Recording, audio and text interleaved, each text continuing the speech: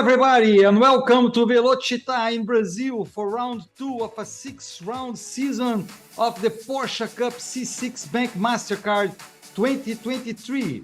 We barely had any action on Friday as it was pouring rain in the circuit in the interior of São Paulo state, with its 3,443 meters and its 12 turns.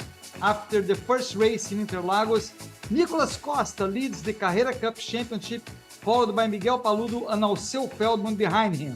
In Sprint Challenge, Christian Moore is ahead of the group with Marcelo Tomassoni in second and Urubatán Jr. in third. We're going to follow this qualifying session with me, Sergio Lago, and Carlos Costa. Hello, Carlos. Welcome. Hello, Sergio. Very big pleasure to be here with you to broadcast the second round of the 2023 Porsche Carrera Cup Championship. Sprint Championship round, of course, as you said, 6 events this year, and the expectation is quite good for this round, also because of what we see on the screen. The weather isn't that perfect, to say the least, in order to have racing and qualifying session as well, so it will be a challenge for the drivers. As you said, we barely had action yesterday also because of the weather, so it will be interesting to see these drivers adapting themselves to, let's put it that way, a new weather situation. And let's hear from Renato Diniz, our pit reporter. Ele sim pode falar. A gente está comentando o quanto está uma situação atípica aqui no Velocitta. Eu, por exemplo, ontem nunca tinha visto um dia inteiro de chuva como foi. Fiquei bem impressionada, assim, surpresa. E agora Max Wilson foi para a pista para poder definir o pneu que a categoria Hulk ia para a pista agora no quali. Então eu queria que você comentasse como que está a condição de pista, Max. Bom dia. Bom dia, Renatinha. Bom dia a todos. A pista está úmida, só não está encharcada que nem ontem, como você falou, choveu o dia inteiro ontem, mas ela está molhada demais para pneu slick nessa primeira sessão de treinos de classificação. Eu acho que daqui a uns 15 minutos já vai caber o slick, mas agora é melhor o pneu de chuva. Essa condição ela é muito mais difícil para os pilotos, né? É mais difícil, é muito na fronteira, né? Tá um pouco seco demais para o pneu de chuva e molhado demais para o slick, mas nesse momento o pneu de chuva é mais adequado. Qual seria a sua recomendação, seu conselho, sua dica para os pilotos? Olha, numa pista que nem essa, é importante tentar virar logo na primeira volta, porque como a pista não está muito molhada, a temperatura do pneu de chuva muitas vezes ela passa da temperatura ideal e aí o carro perde aderência. Então quem virar logo na primeira volta vai pegar a melhor condição do pneu. Boa. O treino já está rolando, então a gente vai ficar de olho nisso agora. Obrigada, Max. Imagina, obrigado a vocês. Até. Com você, Luqui. Interesting interview there with Max Wilson, one of the series driver consultant. He was talking about the fact that the track is wet, but it isn't that wet. So in terms of qualifying pace, the tip that he would give to the drivers is to try to get a hot lap in the first moment as soon as possible, so that you have the ideal tire temperature, because with these wet tires that he recommended to the series, sometimes you will overheat it in the second attempt or third attempt in terms of fast lap. So the ideal situation is to get a fast lap time straight away, so that you won't waste your tires. Of course, it's a tricky situation, as Max said, because it isn't that wet, so it's close to the edge, as he said. And we are talking about a guy that has a lot of experience with these cars and with motorsport as a whole. Stock Car Pro Series champion, has tested Formula 1 cars already, so he is one of these driver consultants that we have in this series, and he was the guy that was responsible for defining that the ideal situation in this moment, at least, is to go to the track with the wet tires. Sergio. Yes, and the way it works, we'll first have the Carrera Cup qualifying, but the cars are divided in 3 groups. Right now, we have the 7 cars that dispute the Rookie Championship for the Carrera Cup.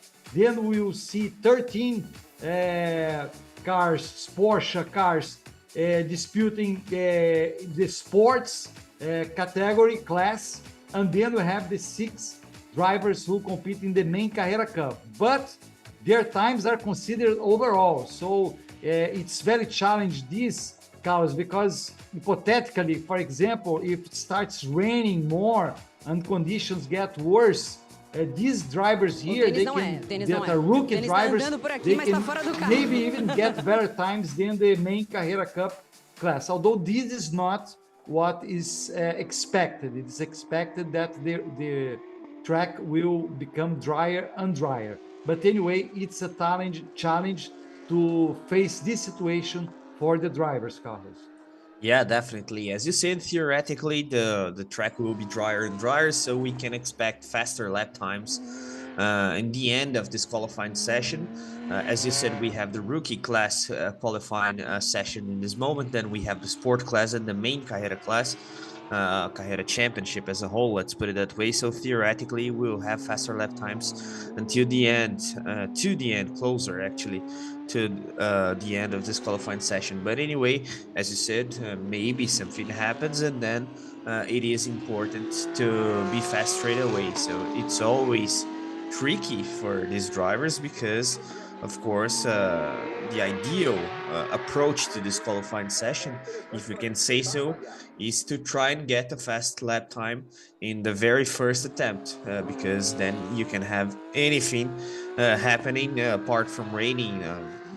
Let's put it that way, a crash or something like that. So it is also important to have this mindset, if we can say so, because then you guarantee yourself Só para until, confirmar a informação, na verdade acho que the teve end of uma the falha, session. mas é o João Barbosa sim que tá no carro. He was confirming that João Isso, agora Barbosa corrigiram aí. is racing this round. But anyway, the fact is that we will have the rookie class part of the qualifying session, then the sport class, then the whole Carrera, the main drivers of this championship, and then the top 10 amalgamated. They will advance into the last part of the qualifying session in order to define the top 10 of the starting grid. Of course, we have 2 races this weekend, so it will be interesting in that matter as well. And as you said, they have to be fast straight away because anything can happen, Sergio. Yes, right now Bruno Campos in the Porsche number 33 is first. He's leading the way. Now Paulo Souza with Porsche number 25 was faster than Bruno Campos. We see Bruno Campos there. He's trying to improve his time. Gustavo Farah is third, and João Barbosa, that you mentioned, that Renata confirmed, is driving Porsche number 121, is in fourth, followed by Piero Cifali, Edu Guedes, and Nasser Abul Taif. These are the 7 drivers that are right now on the track.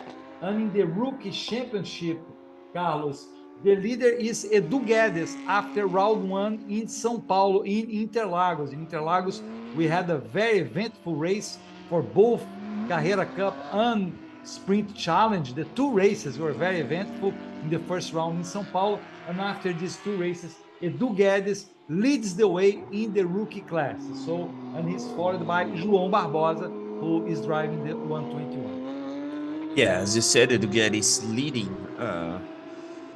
the championship standings in this class in a moment. And of course, it was indeed a very eventful round. Very interesting season opener actually at Interlagos. But anyway, Edu Guedes was able to be consistent in order to bag 33 points in the season opener that we had in São Paulo. Of course, a little bit ahead of João Barbosa. Edu has 33, João 27, and then we have Gustavo Farah with 23 points. We can see that the situation in this rookie class of the Carrera Cup Championship is quite interesting, and the same is valid for example, sport class that we have Georges Frangulis leading ahead of Nelson Marcondes, a 7 points gap between the 2 front runners in the sport class. And in the Carrera Cup Championship, actually, we have Nicolas Costa leading the championship with 48 points ahead of Miguel Paludo with 45. So it was an eventful round at Interlagos, as you said. But of course, given the fact that we had a lot of incidents and that kind of stuff, the championship standings, the situation actually is quite interesting because the gap is short, so we can expect a lot of competitiveness in the second round of the sprint championship that we have in Porsche Brazil. Yes, now we see Edu Guedes, who leads the championship in the rookie class, of course, but he is in fifth right now. Luke? He has the fifth best time. Let's see. Estou if he sentindo uma can garoinha improve. por aqui. E uma coisa que eu ia falar que é muito comum em situações como essa é a cara mais apreensiva dos pilotos aqui, que ainda vão pro quali, né? Nicolas Costa tá aqui, eu vi que também tava ali de olho na tela, o Jorge Frangulis também ali, que fizeram uma excelente corrida, né? Venceram na primeira etapa. E como que é essa situação de pista para você, Nicolas? Você fica muito apreensivo? Não? O que muda? Pra galera que tá em casa poder entender a cabeça do piloto. Então, um pouco confuso no momento, porque a gente não sabe exatamente onde está molhado, onde está seco, onde vai estar o grip, que pneu que a gente vai usar. E eu, particularmente, nunca tinha vindo na Velocitta, a gente acabou não treinando praticamente. Então, tá uma situação realmente um pouco confusa e eu estou tentando aprender alguma coisa olhando ali na tela, vendo o que os outros pilotos estão fazendo, para ter algum referimento, porque eu mesmo não tenho. Tudo novo por aqui para você, então? Tudo novo, absolutamente tudo novo. Bom, se bem que eu acho que a gente continua com a mesma condição agora para os próximos qualis. Talvez mude na Challenge, mas acho que continua pneu de chuva, né? Eu acho que sim, acredito que sim, mas a gente não sabe, pode ser que a chuva aperte, pode ser que daqui a pouco abra o tempo e seque rápido a pista, tá tudo muito indefinido, né? Então... Velocitta tá meio Interlagos esse final de semana, né? Uma hora sol, porque quinta-feira tava o maior sol aqui, e ontem chuva, agora essa coisa meio indefinida. E essa garoa que voltou, bom, vamos lá, vou deixar você se concentrar, Nicolas, obrigada. Obrigado. Isso aí, Luke. Yeah, nice chat there with Nicolas Costa. As I said, the main Carrera Cup Championship leader. He was talking about the weather and the challenge that it is for the drivers. He was saying also that he's new to this track. He hasn't practiced it actually yesterday because they had a very short practice session because of the weather as well. We had heavy rains actually at Mogi Guaçu, that is the city where the track is located. But anyway, Renata also reported that she felt light rain, but the expectation is to have a better situation in the next championship qualifying session, that is the Sprint Challenge Championship. But anyway, as Nicolas said, they can never know what will happen. Even though the tire report, the weather report actually, is theoretically, if we can say so, optimistical in terms of having or not race. So the guys from the Sprint Challenge Championship, they are expecting a drier track to this qualifying session. But of course, it's always a challenge, and Nicolas was highlighting that, especially for him that is new to this track. This is the car for Bruno Campos. He was second fastest in this first qualifying session for the rookie class. Paulo Souza with Porsche number 25 was the fastest, and Edu Guedes didn't have a good qualifying. He was 9th overall, well, I mean 5th overall.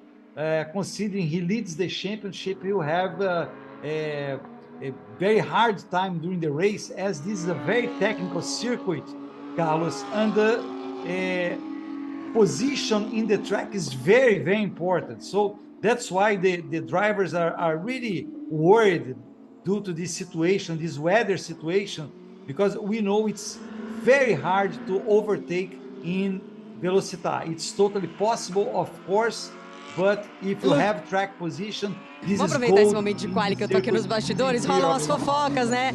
O Gui Salas tá ali, ó. Fala do bigode do Alceu, veio de visual novo aqui pro Velocitta. E ele tá aqui só de olho na pista. E aí, dá pra saber alguma coisa do que vai ser hoje, Alceu? As decisões da Porsche sempre são nota 10, então dividiram a pista e pode acontecer qualquer coisa. Se chover um pouco, esse pessoal que já fez a volta agora vai ficar na pole. Se for secando, vai melhorar para os próximos grupos. Então tá na mão de Deus aí essa classificação. Você tá tranquilão, né? Eu tô tranquilo porque eu gosto de chuva. Eu venho da terra, então eu me adapto bastante na chuva e seja o que Deus quiser. É isso aí. Obrigada, Alceu. Luke? Yeah, nice chat there. Fun interview with Alceu Feldman, one of the most famous drivers, I would say, of the main Carrera Cup Championship in this series. He was talking about the challenge that it is for the drivers to compete and have a qualifying session in this weather conditions. He was also highlighting actually one of the factors that we pointed here, Sergio, that is the fact that if these drivers, they bag a good lap time there and then rain starts or gets heavier, then they will start ahead of the pack. But that's part of the game, and Alceu was highlighting that, as we see there, Edu Guedes complaining about something with his race engineers. But anyway, the fact is that we have these conditions and they will have to adapt themselves straight away, and in order to get fast lap times there in Vamos this falar com o Paulo qualifying session Souza, that então, we que have a começou esse Velocitta. sabadão muito bem, Now we feliz have com o a chat resultado. with Paulo Então, Souza. legal, bem contente, ainda mais porque nem pude treinar. Na verdade, dei uma volta ontem com a chuva, né? Mas é uma pista que eu já conheço bastante aqui, então foi legal. E eu tenho sorte na chuva. No dia que eu sou bom na chuva, bom não sou nada, mas eu tenho sorte na chuva. Acho que eu consigo andar bem, então foi bem legal. E eu tava com essa pole na categoria já engasgada há algum tempo, né? E depois, no final de semana, no começo da temporada, onde está liderando por nas duas, tanto de sábado e domingo na Interlagos, liderando, depois não dá certo, estava engasgado e agora, falei para esse pessoal, daqui até o final do ano vai ser assim. Isso aí, boa, muito confiante. Obrigada, parabéns. Obrigado a vocês. Abraço, gente. Luque. Yeah, Paulo Souza was highlighting there that this class pole position was quite close, but he didn't arrive until now. But anyway, now he is ahead of the pack, almost 2 times faster than Bruno Campos, and he was also highlighting the fact that he was leading both of the races in the class that he competes, that is the rookie class in the main Carrera Cup Championship, but he was touched in the season opener that we had at Interlagos. But anyway, he said that now he will be very competitive, fierce driver as he is, and now the expectation is quite good. Of course, he qualified, at least so far, fastest overall. But anyway, he's faster of his class, even though we may have some of these drivers advancing in the top 10, that is amalgamated to define the pole sitter of the Carrera Cup Championship overall. But anyway, he's setting the pace so far, at least in his class. Sergio. Yeah, we see the drivers looking at the weather. It's very challenging indeed. Now we have the Olha, eu tô sendo zoada aqui pelo Rodrigo Melo. O que você falou? Vai ficar assim andando na rua, parece que ela tá pedindo uma coisa a Deus. Acho que você quer que chova, é isso? Não, eu fico assim pra poder ver se tá chovendo. Não, lógico que não. Eu fico vendo, entendeu? Eu fico aqui no meio do pit lane desse jeito. E agora eu acabei de comentar com ele. De repente, tô vendo uma parte de céu azul, um mormaço batendo aqui, não tem mais garoa. Olha, esse Velocitta, viu? Tá mudando o cenário todo do que a gente já conhece. Rodrigo Melo chegou aqui para fazer um final de semana diferente. Cada etapa é uma nova etapa e vamos aí, né? É isso aí, Vamos que vamos, adoro essa pista. E hoje ela tá ela tá especialmente desafiadora, né? Vai ser legal. Essa ideia que, por exemplo, o Paulo Souza falou, eu tenho sorte na chuva, eu gosto. Você gosta, não gosta? Como que é para você, Rodrigo? Você que é um dos pilotos mais antigos aqui, há mais tempo na nossa categoria. Não, eu prefiro o seco, eu acho mais padrão que você vai fazer, né? Não é tão surpreendente. Mas eu gosto do desafio da chuva, porque aí é sempre você eleva o nível da diversidade, tá sempre controlando mais adversidades. Então é legal, é um desafio bacana, eu gosto. Acho legal de vez em quando ter. Não precisa ser sempre não, mas tá bom. Boa, é isso aí, Rô. Já ele vai pro treino. Obrigada. Luque? We heard there from Rodrigo Melo, and he was talking about the challenge that is to drive in these weather conditions. Paulo Souza was celebrating the fact that he's usually lucky in the rainy conditions. Rodrigo Melo said he likes the challenge, but he prefers it to be from time to time. Of course, he prefers the dry conditions.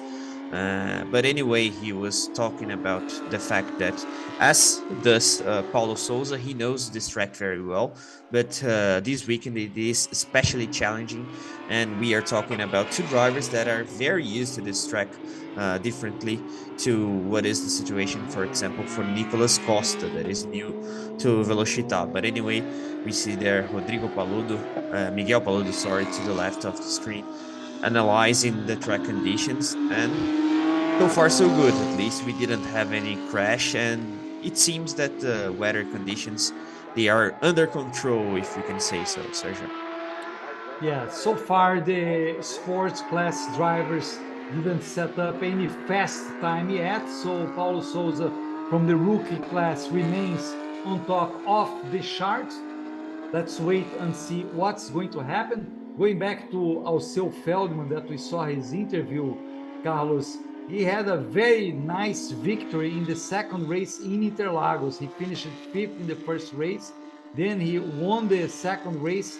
He was pressured in the last laps by Miguel Paludo, but he was able to hold Miguel Paludo and got his victory there. So it's very interesting for him to have started this year with a victory. He's third in the championship. As right now, Nelson Monteiro from the sports class sets the best. Só para atualizar, porque a gente está atualizando a cada poucos minutos aqui, o sol tá querendo aparecer, tá mormaço, eu tô sentindo calor agora aqui. Então, assim, acredito que vai abrir antes, né? A previsão era que fosse abrir mais para próximo da corrida, mas eu acho que essa pista tende a secar até o final do nosso quali aqui, viu?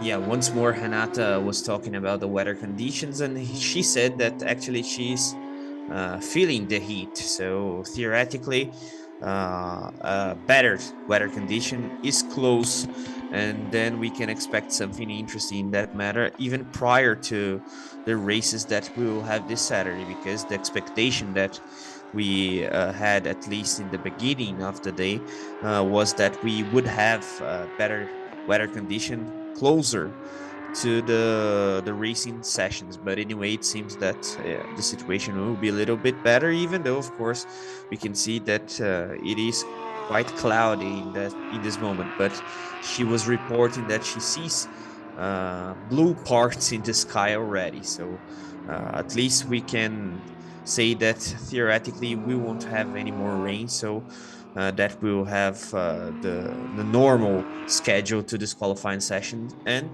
to the races as well, Sergio. Yeah, this driver there, Lucas Salles, set up the best time so far, 1:34.904. He was way ahead of second place Giafone, Franco Giafone in the sports class. This is Miguel Paludo, who is second in the championship right now, trying to get yet another title in his very successful career in Porsche Cup Brazil. But Lucas Salles leads the pack, and the times are way better. Right now we can see, Carlos, then the times set up by the rookie class drivers. So really at this point, it seems to me that the rookie class drivers got a big disadvantage due to the weather conditions. Yeah, actually that is what we had expected prior to this qualified session, because theoretically we could expect the weather conditions to be better and better and better, and then the track condition theoretically would be dry and dry and dry, and now it is what we see. Of course, if we can analyze the timesheets there, as you said, it was indeed a very disadvantage to the rookie class drivers, but in terms of grid position, that is something that isn't out of the standard that we have in this series, that is the rookie class being behind the sport class drivers. And then it will be interesting considering the qualifying Vamos saber dele, então. Dá para ficar tranquilo, Marçal? Drivers that we will have com certeza, right after. Acho que é igual para todo mundo, vai estar bem desafiador, né? A pista tá meio úmida, meia seca, então vamos tentar fazer o melhor aí, não cometer erros para tentar brigar por uma pole position. Obrigada. Luque? Yeah, we heard there from Marçal Miller, one of the most accomplished drivers in the main Carrera Cup Championship. He was talking about the fact that the track condition is tricky because you have some dry parts and then some wet parts, even though it is getting drier and drier and drier.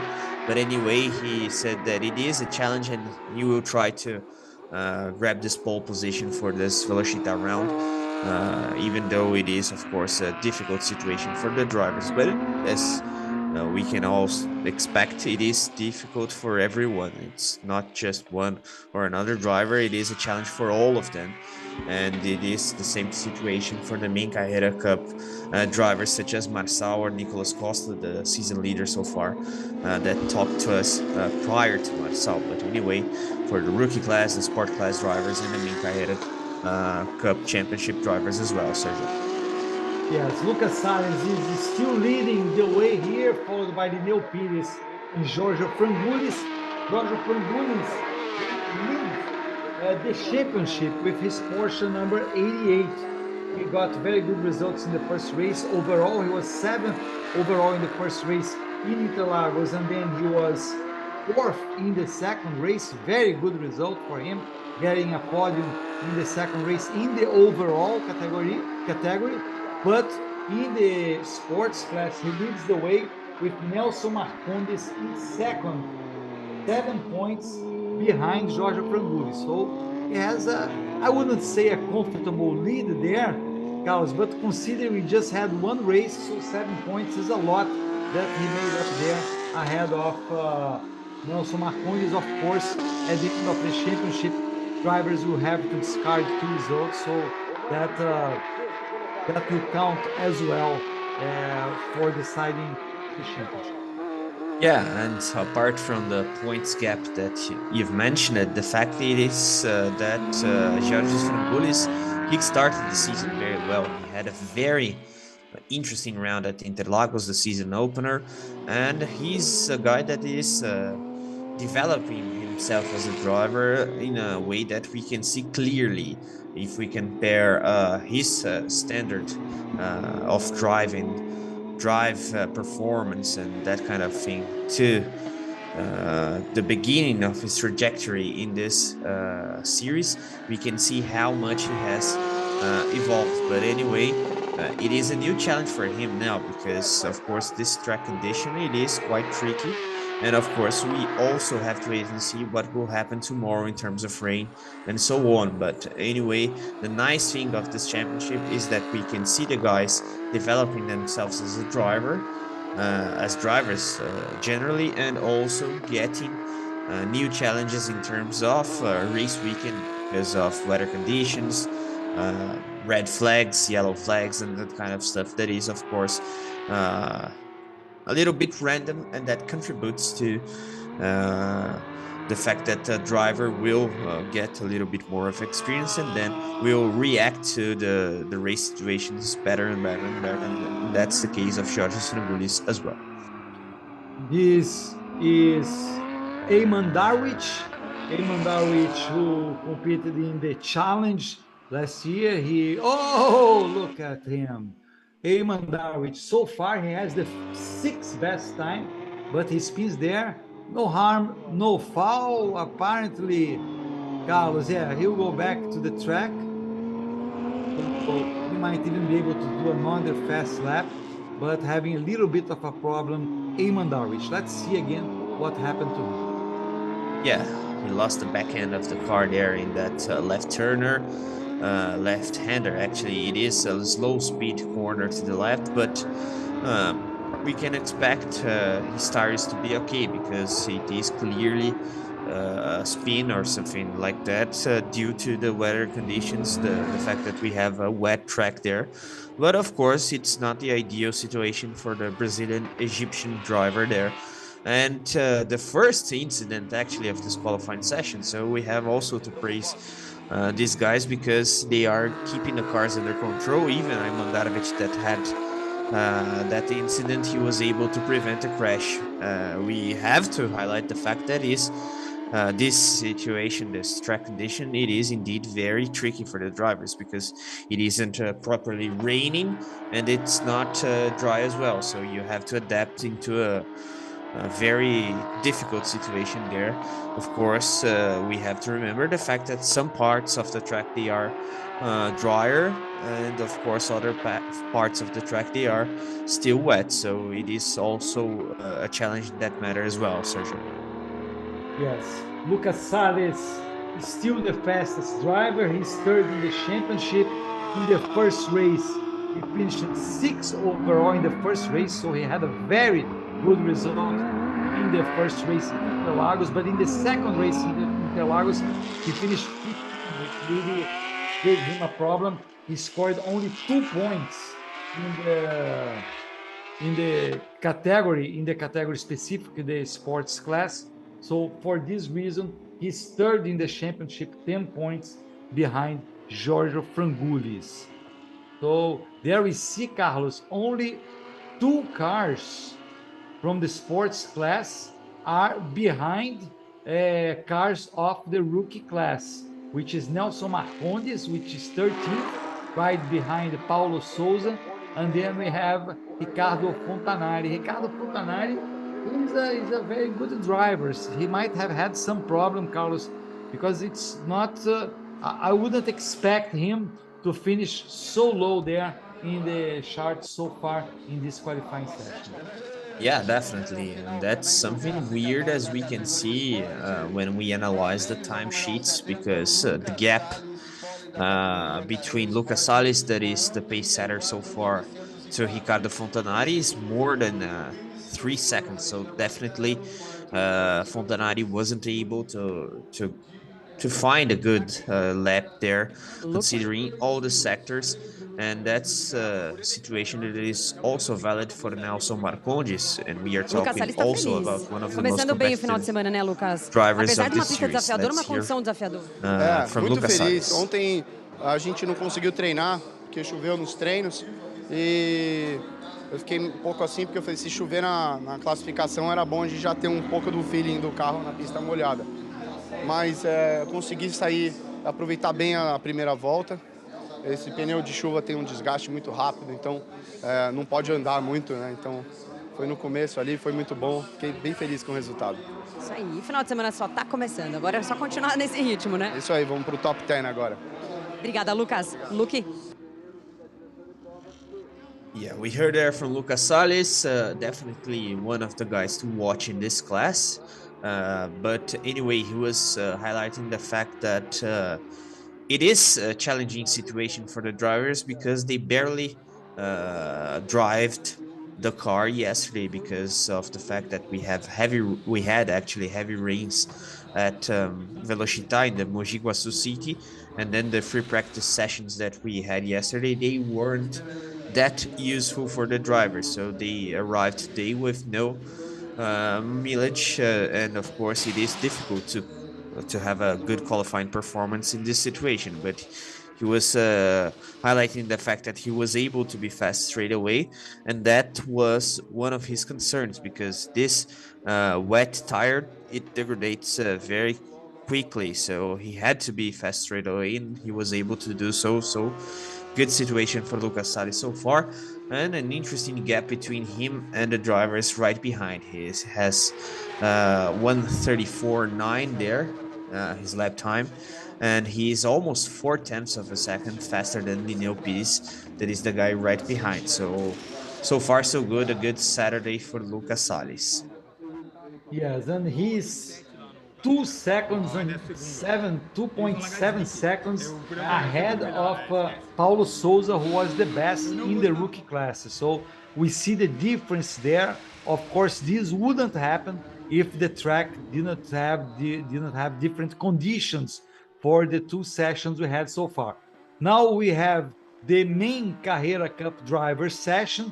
They are 6 drivers. These are, let's put this way, kind of in theory, and they are the top 6 drivers in this field. And then after that, we'll have the top 10 overall that will dispute the pole position for the race. Race will be this afternoon in Velocitta, race 1 in Velocitta, race 3 in the championship for Carrera Cup. Then we'll have the sprint challenge race right after the Carrera Cup race, as we are going to have the sprint challenge qualifying after this Carrera Cup qualifying.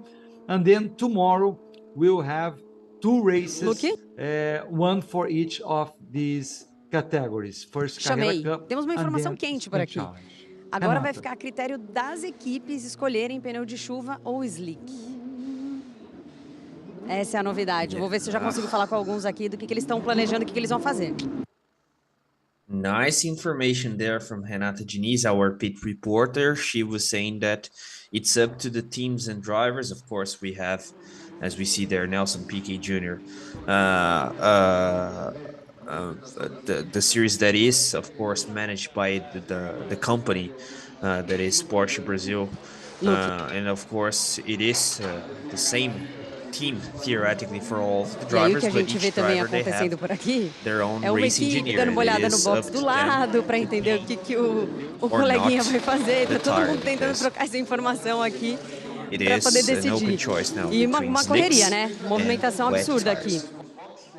Yeah, and it will be interesting to see what will be their choices, right? Because They might even all choose the same type of tire. Let's see, this is Edu Menossi, Luke, car number 85. Guilherme Ferro, e aí? Qual vai ser o pneu? Conta pra gente. Bom, estou optando pelo pneu slick. Talvez a pista ainda não esteja seca o suficiente para isso. Você ia falar alguma coisa daqui pra mostrar, né? Mas se você olhar aqui no pit lane, que nem tem carro andando, já tem algumas partes bem secas, então acho que no fim do quali já vai estar... então vamos fazer essa opção. Acho que está todo mundo no mesmo... Já foi dar uma espionada. Com certeza, tem que ficar de olho.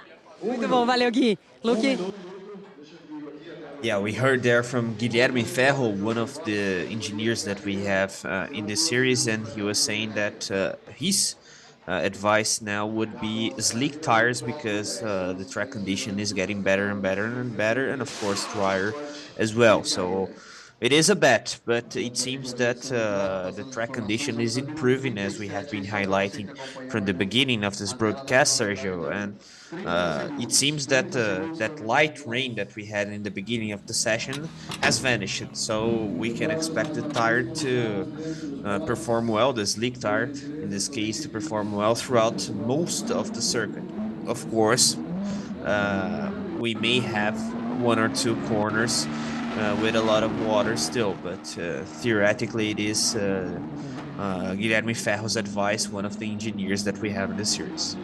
Yeah, it seems a very wise decision, but of course you have to see what will be the other drivers. First driver to hit the track is Werner Neugebauer. Werner Neugebauer had a very eventful 2 races in Interlagos in the first round. Actually finished 4th in the first race, although he led part of the way, but he ended up finishing 4th, and he did not finish in the second race. There was a touch between him and Miguel Paludo. Miguel Paludo, who finished 2nd in the second race in São Paulo. They were disputing positions, him and Werner Neugebauer. There was the touch, and Neugebauer didn't finish the race. Here we have Nicolas Costa, Carlos, who leads the championship. It's his first year competing in Porsche Cup. Oh, look already, Rodrigo Melo, very slow there on the track. Although Rodrigo Melo is another, he's very, very slow. Oh, now it's a slow motion, pardon me. And we see what happened with Rodrigo Melo there, losing his way in this left turn. Yeah, weird situation there, because even though we have this slow motion image, he was still slow, and then he lost the back end of the car. But anyway, it seems that the car is all right. Let's wait and see if he will be able to have a good lap time, even though he's opening the way for the drivers behind. But anyway, you've mentioned Werner Neugebauer. It's definitely one guy to watch in this qualifying session, because we all know that he's a very aggressive driver, and he actually is used to be fast straight away from qualifying sessions until the races as well. So in these track conditions, Werner Neugebauer's performance tends to be interesting, even though he's competing against this kind of driver that is Marcel Miller. He finished 2nd in the Carrera Cup Championship last year, and is definitely one guy to watch as well. He actually lost to the championship title to Enzo Elias. That is one guy that we saw in one of the previous images that we had in this broadcast. But anyway, Enzo Elias isn't competing in Porsche Carrera Cup anymore, and then we can say that Marcel Miller is definitely one of the favorites to the title, as well as Olha quem chegou, olha o sol, raiando aqui, olha isso, quente demais, vai secar rápido, viu, vai secar. So definitely, I believe all drivers chose the dry slick tires, yes. Slick tires, exactly. I think it would have been the wise decision, and conditions change. So this puts the other drivers in a very rough situation. The drivers who already hit the track, as these Carrera Cup drivers, these main Carrera Cup drivers, will probably get the best time, which anyway was something expected, right, Carlos? So there are 6 Carrera Cup drivers, main Carrera Cup drivers, and let's see who is going to be the fastest. Although we have to point that this is not going to define the pole position. We'll have still this 10-minute session afterwards to define who will lead the pack starting the first race on this weekend, this Saturday afternoon. Yeah, but as you said, we have 6 drivers of the overall Carrera Cup championship, and then, of course, we'll have other 4 drivers actually advancing in this amalgamated top 10 in order to fight for the pole position. And some of them, they are already competitive, even though they are from the intermediate class. We are talking about Lucas Salles, for example, Ideo Pires, also Jaime Mascarello, that was the champion of the Sprint Challenge series last year. And apart from that, Jorge Strangulis, that is currently the 4th in the timesheets. So if we have 6 drivers of the main Carrera Cup Championship, we can expect Georges to advance as well. But anyway, it will be interesting to see this fight for pole position when the top 10 is amalgamated. And of course, the track is getting better and better and better, as we can see in the screen as well, Sergio. Yes, this is Werner Neugebauer. Werner Neugebauer will complete his race number 99 in Porsche Cup tomorrow. So in the next round, he will complete 100 races competing for Porsche Cup. So it's a very good accomplishment for him. He's a veteran in this category, and he has 2 victories so far in Velocitta at Velocitta. So he can win here. Actually, the driver with most victories here among the drivers that are on the track is Miguel Paludo, who has 4 wins. After that, we have Werner Neugebauer with 2. This among the drivers who are competing here in Velocitta today. This is Miguel Paludo. His paint scheme commemorates 70 years of his sponsor, which is Brent, and it's an American company, and Miguel Paludo serves as an ambassador for the company here in Brazil. So it's very interesting when you talk to him. He says after some races he visits the clients of the company and everything. So it's a very important thing, Carlos, that we see that many drivers, their work, let's put it this way, it doesn't finish on the racetrack. They have to do work also for their sponsors, which is very important. And Miguel Paludo right now is the fastest, with Werner Neugebauer and Marcel Miller second and third. Yeah, as you said, these kinds of drivers, we are talking about very competitive ones. They have a lot of commitments and, of course, endorsing their sponsors. It is one of the tasks that they have as well. And interesting qualifying session so far in that matter as well, because we see that Miguel Paludo has a good pace there. We are talking about a 7-time champion of the series. And the gap is still big, and now we see Werner Neugebauer ahead of the pack, Sergio. Yes, Werner Neugebauer set up the best time so far, 1:29.476, way ahead of Miguel Paludo, Carlos. 1 second and 0.7 almost, 1.7. So it's a huge difference there, that we see that the track is getting drier, and it will be very important. This is Nicolas Costa. It's the first time Nicolas Costa is competing at Velocitta, so he was one of the drivers we saw in the beginning of the transmission. We had an interview with him, and he said he was concerned, but paying attention to the weather. And let's see what he does, because he had very good results in Interlagos, and now he has the best time, 14/100 of a second, just ahead of Werner Neugebauer. What a great time by Nicolas Costa, Carlos. Yeah, definitely. Nicolas is definitely as well one guy to watch. And as you said, he is making his first full-time season debut in this sprint championship that we have in Porsche Brasil. So it will be a different task for him, because endurance racing is quite different from this kind of racing that we have in the sprint championship. He has to be fast straight away, and even though he had a good lap time there, getting to a new circuit and adapting him himself in terms of race pace is a different situation. So we have to wait and see what he'll be able to do tomorrow as Werner Neugbauer once more gets the fastest lap time there. But anyway, Nicolas Costa is definitely one guy to watch throughout the whole season. And this event will be specifically one of his main challenges throughout the whole championship, because as we have been talking about, he doesn't know this track very well. But we all know how competitive and serious actually as a driver he is. So theoretically, with data, chats with race engineers and so far, he will be able to adapt, even though we didn't have such an interesting practice day yesterday because of the heavy rains. But anyway, it seems that so far so good for him, ahead of Paludo, ahead of also Feldman and also Marcel Miller.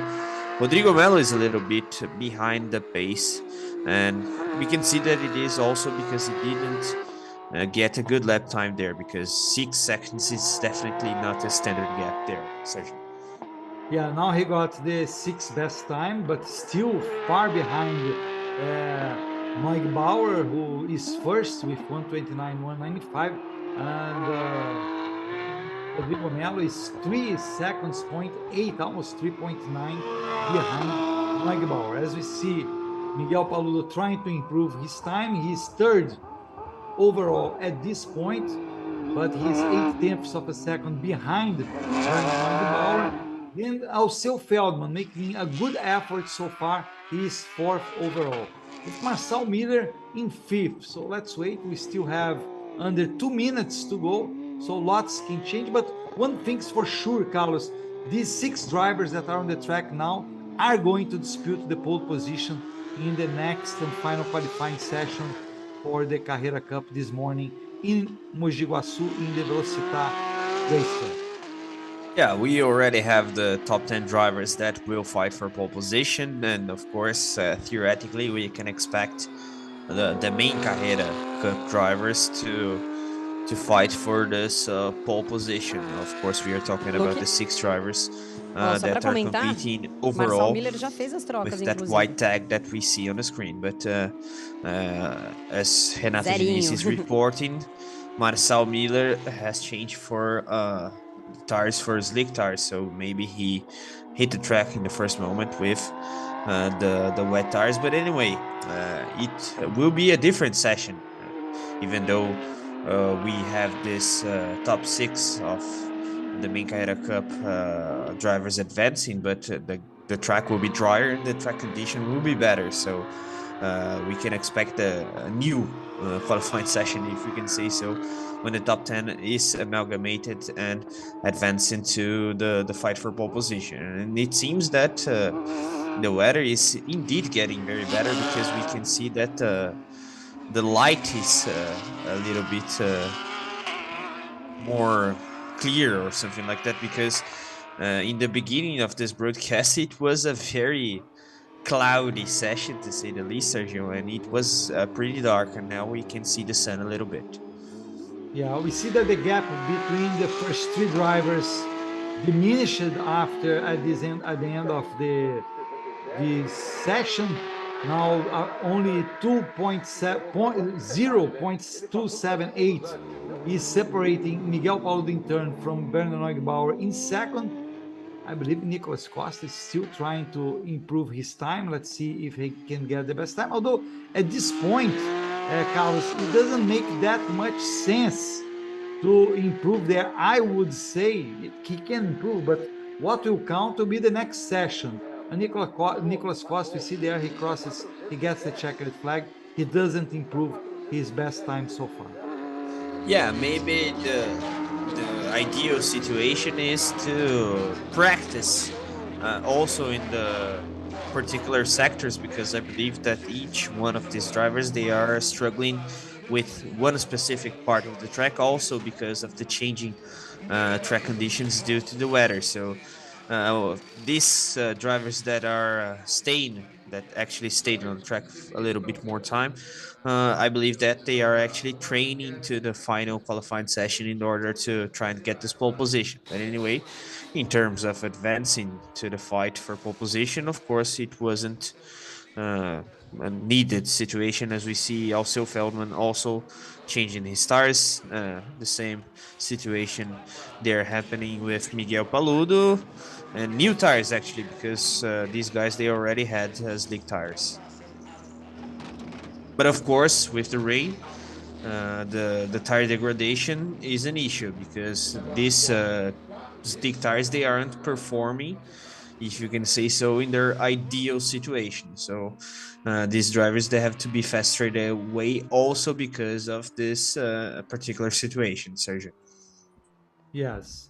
So all the drivers will probably have the slick tires for the fourth and final qualifying session, the session which will define the top 10. Then after this, we will have the sprint challenge qualifying session that will work the same way as the Carrera Cup. We first we'll have the rookie class hitting the track, then we'll have the sport class, and then the main challenge, sprint challenge drivers hitting the class, and then a final session that will define the pole position for the two races this afternoon. And then on the two races on Sunday, for the two races on Sunday, there is an inversion Bom, o of que the importa grid pra gente que tá that's aqui defined by a embaixo draw. é a temperatura da So pista. Acabei de pretty pegar uma much informação de que anything can temos happen 30 between graus fifth and e eighth place. tá subindo, porque agora o sol Renato. tá bem forte por aqui, viu, Luke?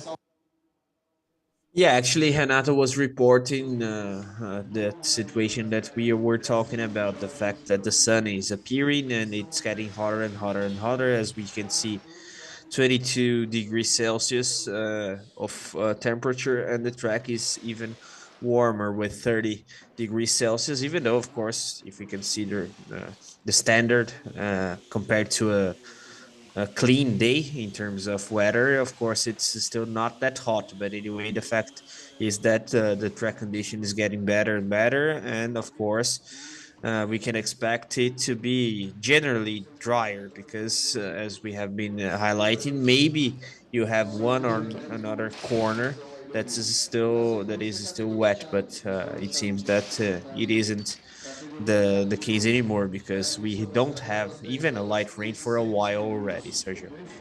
Yeah, we have this beautiful aerial view of O Velocitta, Luke? this circuit which Não, só para was completar, sim. inaugurated E in eu acho que ele viajou antes de 2012, ontem, se eu não me and it's engano. in a E aí eles private estão todos farm, saudosos aqui. so Deixa eu it's a falar com o very Marcel nice Miller, porque eu acho que é circuit. importante explicar para He's quem está from em a casa, né? Ele não businessman ficou na who live briga in até o his final farm, ali, but it's recolheu open to cedo the para main boxe. Eu queria Brazilian que você explicasse como que é essa sua championships. Renato. estratégia, Marçal.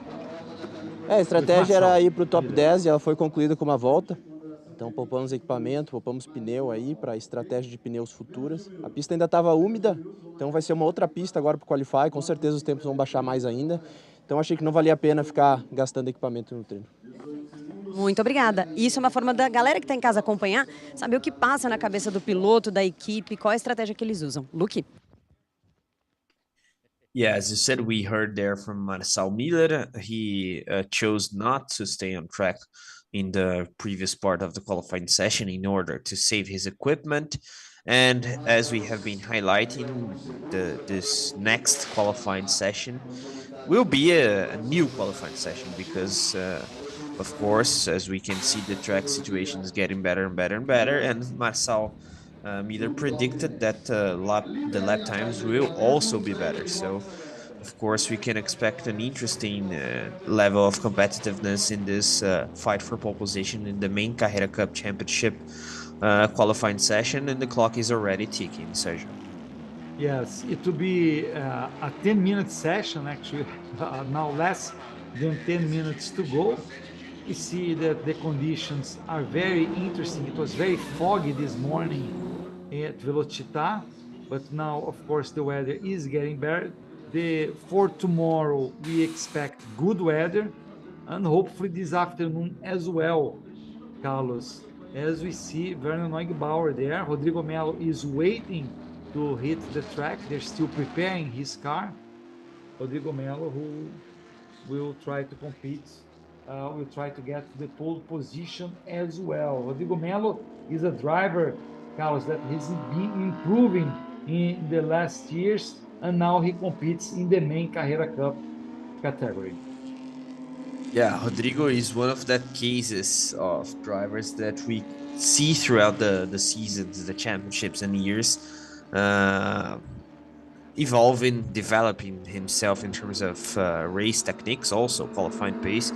And it is always nice to see this situation because in a way we can relate to that because these guys are they are training. Of course, most of these drivers, I would say, they aren't professional drivers. We have Miguel Paludo, for example, that is a very renowned and well-known driver also in the US, but Rodrigo Melo, for example, is a lawyer, so he has to dedicate himself after his job period in the day, if we can say so. And it is very nice to see how much these guys evolve throughout the races, the season overall, because they are always learning, and of course they have the aid of the driver consultants in the series, such as Max Wilson that we heard from in the beginning of the broadcast, also the driver coaches. So it's very nice to see this environment of Porsche Brazil as well, because drivers such as Rodrigo Melo, that isn't a professional driver, actually a lawyer, they are able to, even in these conditions, improve themselves as drivers. Sergio. Yes, this is Marcel Miller in the Porsche 544. Marcel Miller, who this year has the same sponsorship as last year's champion. So he has it's a new sponsor. Farben actually is one of the sponsors for the category. And here is Werner Neugebauer. It's interesting to see the drivers' styles.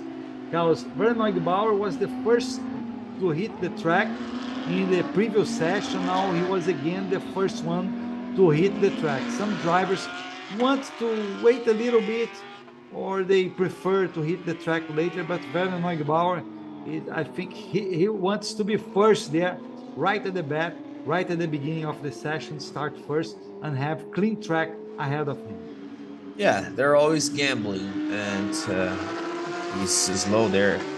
Yeah, it is Werner Legbar. But anyway, they are always gambling in the matter that we have theoretically a better track condition in the end of the qualifying session. But as you said, traffic is an issue, even though we have only, if you can say so, 10 drivers in this fight for pole position, the final qualifying section of the Carrera Cup Championship. But anyway, he then going to the track before the rest of the pack, he can choose or prepare his track position a little bit better in order to have a clean track to try and get this fast lap attempt. And of course, we see Miguel Paludo there, definitely also a guy to watch. Actually, we have a lot of fast drivers in the Carrera Cup overall class, if you can say so. Marcel Miller, that we see on the screen, Miguel Paludo, Werner Neugebauer. I would say that, for example, Rodrigo Melo, he's trying to get the level of consistency that the other drivers of the main Carrera Cup class they have, but he's also capable of having a good lap time there. But in this track condition, I would bet on the most experienced drivers such as Paludo, Miller, and even Neugbauer. Also, Feldman is also one of the regulars of the series, but in terms of qualifying pace, he's a bit behind his main competitors, even though, as you said, Sergio, he had a very nice round at Interlagos in the season opener event that we had in Sao Paulo, but now the track condition is quite different. Yeah, now Nicolas Costa just got the best time. We saw him crossing the line 2 seconds ahead of Marcel Miller. So he did a really flying lap, and it shows that these drives have lots to improve yet. So they can improve. Let's see the situation for Miguel Paludo right now. He's fourth, and Miguel Paludo sets the best time 4 seconds, 0.8 ahead of Nicolas Costa. It's impressive, Carlos. I would say whoever does the last lap might get the best time here in Velocitta. It's impressive how times are getting much better when the track conditions are, it's pretty much dry now, and it was really the best decision to choose the slick tires. Yeah, now we have, for example, Raijan Mascarello in the second spot there. So now Lucas Salles, drivers from the intermediate class, the sport division of the Carrera Cup Championship. So, as you said, the track is getting better and better and better. Now the gaps, they are decent, if you can say so, because when we had the pace setter almost 5 seconds ahead of the pack, it was obviously due to the track conditions, but now they are getting closer in terms of lap times. Let's see Nicolas Costa.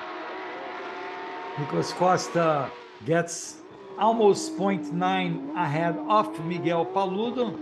Alceu Feldman is third right now. Then number 88 of Georgios Frangoulis is in fourth, but now Vernon Bauer sets up the best time.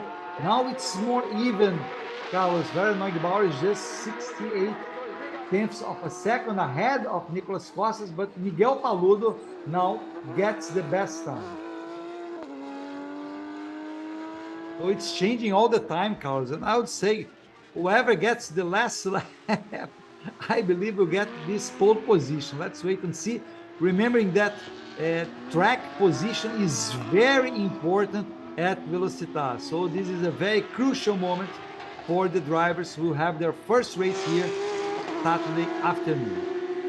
Yeah, as you said, a very technical circuit that it isn't actually quite easy to overtake. So even though it's possible to overtake, track position is very important. And of course, also in a crazy weekend, if you can say so, as we are having because of the weather conditions and so on. So it is actually very important, as you said, the grid position, and it will be interesting to see, especially in the second race of the weekend, because of the draw that will randomly define the pecking order for the second race. But anyway, I would say that you are right, Sergio. The last guys to have a fast lap attempt in this qualifying session, they tend to be ahead of the pack. But now it seems that the race track situation, condition in terms of weather and so on, it's getting a little bit more stable from what we see on the gaps there. 1/10, a little bit more than 1/10, almost two. It tends to be this way until the end of the qualifying session. So we can see that they are reaching the maximum, the optimal situation of the track already. Yes, and there is more wear for the tires, so that changes a little bit as well. We see Marcel Miller. Let's see where he gets. Marcel Miller gets the third best time. So we see there less than 2/10 of a second separating the top four drivers at this point as we get close to the end of the session. And we see Rodrigo Melo, who didn't get a good time yet. Let's see if he can make it now. He's 10th overall, he's last among these two cars. He improves, Carlos, but not that much. He goes to 8th overall, behind the two cars of the sports class, which are Lucas Salles, who is 5th overall at this point, and Raijan Mascarello, who is 7th overall. There's number 88. He improves a little bit. He goes from 10th to 9th. 88 is Georgios Frangoulis, and he gets ahead of Lineu Pires in the Porsche number 888, who is 10th and last among the top drivers who dispute the pole position. This is Lineu Pires trying to improve. Nicolas Costa so far has the pole position, followed by Vernon Bauer. Marcel Miller is in third, and Miguel Paludo is in fourth. Do you think there might be any change, Carlos, as the drivers are getting the checkered flag? We see there Marcel Miller turn. He doesn't improve his time. He's third overall. Let's see Lineu Pires crosses the line. He improves from 10th to 6th. Very nice work by Lineu Pires. But anyway, I think the pole position is already defined. Nicolas Costa, and what a performance. We have to wait and see Jorge's Frangoli's lap time there in his final attempt. But theoretically, as a sport class driver, he isn't one guy that we can expect to grab this pole position. But let's wait and see. Yeah, P9 for Frangolis there. What a day for Nicolas Costa, Sergio. And we have to remember that apart from the fact that he's new to this track, he hasn't raced in this Velocitta track previously. This weekend was very eventful because of the weather conditions. So he's making the perfect start to this sprint championship, as we have been talking about. He was endurance championship driver, now making his debut in the sprint championship of the Porsche Carrera Cup Championship, and now, apart from leading the series, arriving at Mogi Guaçu, Velocitta actually, now he has the pole position in a very challenging situation for him. We have to praise him with no doubt, Sergio. Yes, and it's his second pole positions in 2 rounds of the Porsche Cup C6 Bank Master Car this year. So it shows that we might be, if nothing changes, Carlos, we might be seeing a dominant driver for this year. Let's see. We know racing is very unpredictable. Sometimes drivers start well the championship, but they have problems later, or the other drivers improve. Sometimes it's not the drivers that gets worse or his car combination, but this is Lucas Salles. Lucas Salles who got the pole position for the sport class. He is 5th overall, so very nice work also by Lucas Salles. Yeah, definitely. I would say that Lucas is the most consistent driver of this intermediate division that we have in the main Carrera Cup championship, the sport class. He's regularly actually fighting the guys from superior, if you can say so, class that is the overall division. But anyway, he's a very fast driver. He's coached by one of the most accomplished drivers in Brazil.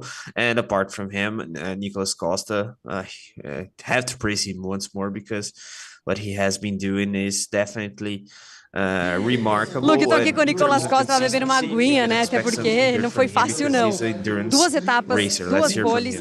Isso porque a gente falou um pouco antes, você falou assim, tô meio apreensivo porque é tudo novo pra mim, vamos ver o que vai dar pra fazer. E fez. Renatinha, assim, tô sem palavras, não tô acreditando que eu tô na pole position. A gente tomou café hoje cedo e nossa meta era ficar entre os 5 primeiros, porque a gente não conseguiu treinar, eu não conheço a pista, aprendi a pista mais ou menos ali no quali, tentando me acertar, freio um pouco mais dentro, acelera um pouco mais cedo. Então, do Q1 pro Q2, eu me acertei muito. E não esperava estar na pole position, ainda mais com 50 quilos aqui, essa criancinha que eu tô levando. Sem palavras, acho que nem caiu a ficha, porque é muito fora do que a gente botou aí na cabeça essa manhã. Vamos materializar então para cair a ficha? Eu tô aqui, ó, com o troféu pole position da Mobil. Mais um seu. Vai ter que fazer uma coleção desse aí. Inacreditável, eu tô novamente emocionado. Muito bom, muito obrigado aí a vocês. Segura o choro não, chora. Pode se emocionar aqui, pode. Olha lá, mais um. Pode extravasar. É isso aí. Luke. Yeah, we saw there Nicolas Costa being awarded the Mobile pole position trophy there, and nice chat because he was saying that in the breakfast that he had prior to this qualifying session, his goal was to get top 5 grid position there, because he doesn't know the track and he barely practiced it yesterday because of the reading conditions. So it was indeed a very tricky condition for Nicolas, but anyway, he was able to adapt himself throughout the qualifying session. He highlighted the fact that from Q1 to Q2, actually, the whole Carrera Cup session and the top 10 amalgamated session, he was able to evolve and get to grips in this track, of course, also with the tire and so on. So it is indeed a very remarkable job that he has done in this qualifying session, Sergio. Yes, now we see again some highlights of this first qualifying session with Nicolas Costa, the pole position for the race this Saturday afternoon, top 10 for the Carrera Cup race will be Nicolas Costa He will start alongside Werner Neugebauer. Then we'll have Marcel Miller and Miguel Paludo in the second row. Lucas Salles and Ineu Pires, both drivers of the sports class, will start on the third row. Then we'll have Alceu Feldman and Rajan Mascarello. And rounding the top 10, Giorgio Frangulis and Rodrigo Melo in the fifth row. And now we're ready for the drivers of the Sprint Challenge rookie class to hit the track. So these drivers they are ready on the track. They are going to do their session separated from the other drivers, and then we'll have the sports class drivers and the main Sprint Challenge drivers hitting the track. And after that, like we had in the Carrera Cup, we'll have a 10-minute session to define who will be the pole position. Yeah, as you said, the format is the same.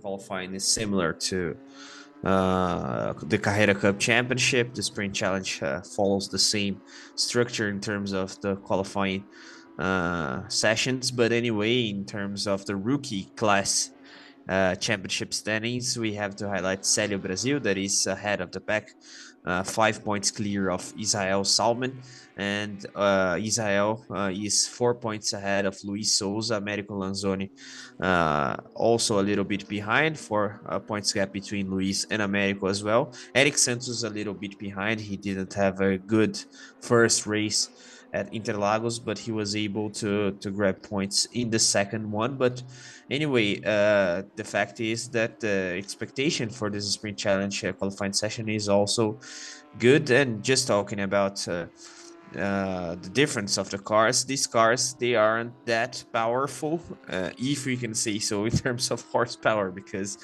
we are talking, Sergio, about a car that has 450 horsepower. So both of the cars, they are very powerful, even though the main Carrera Cup cars, they are newer.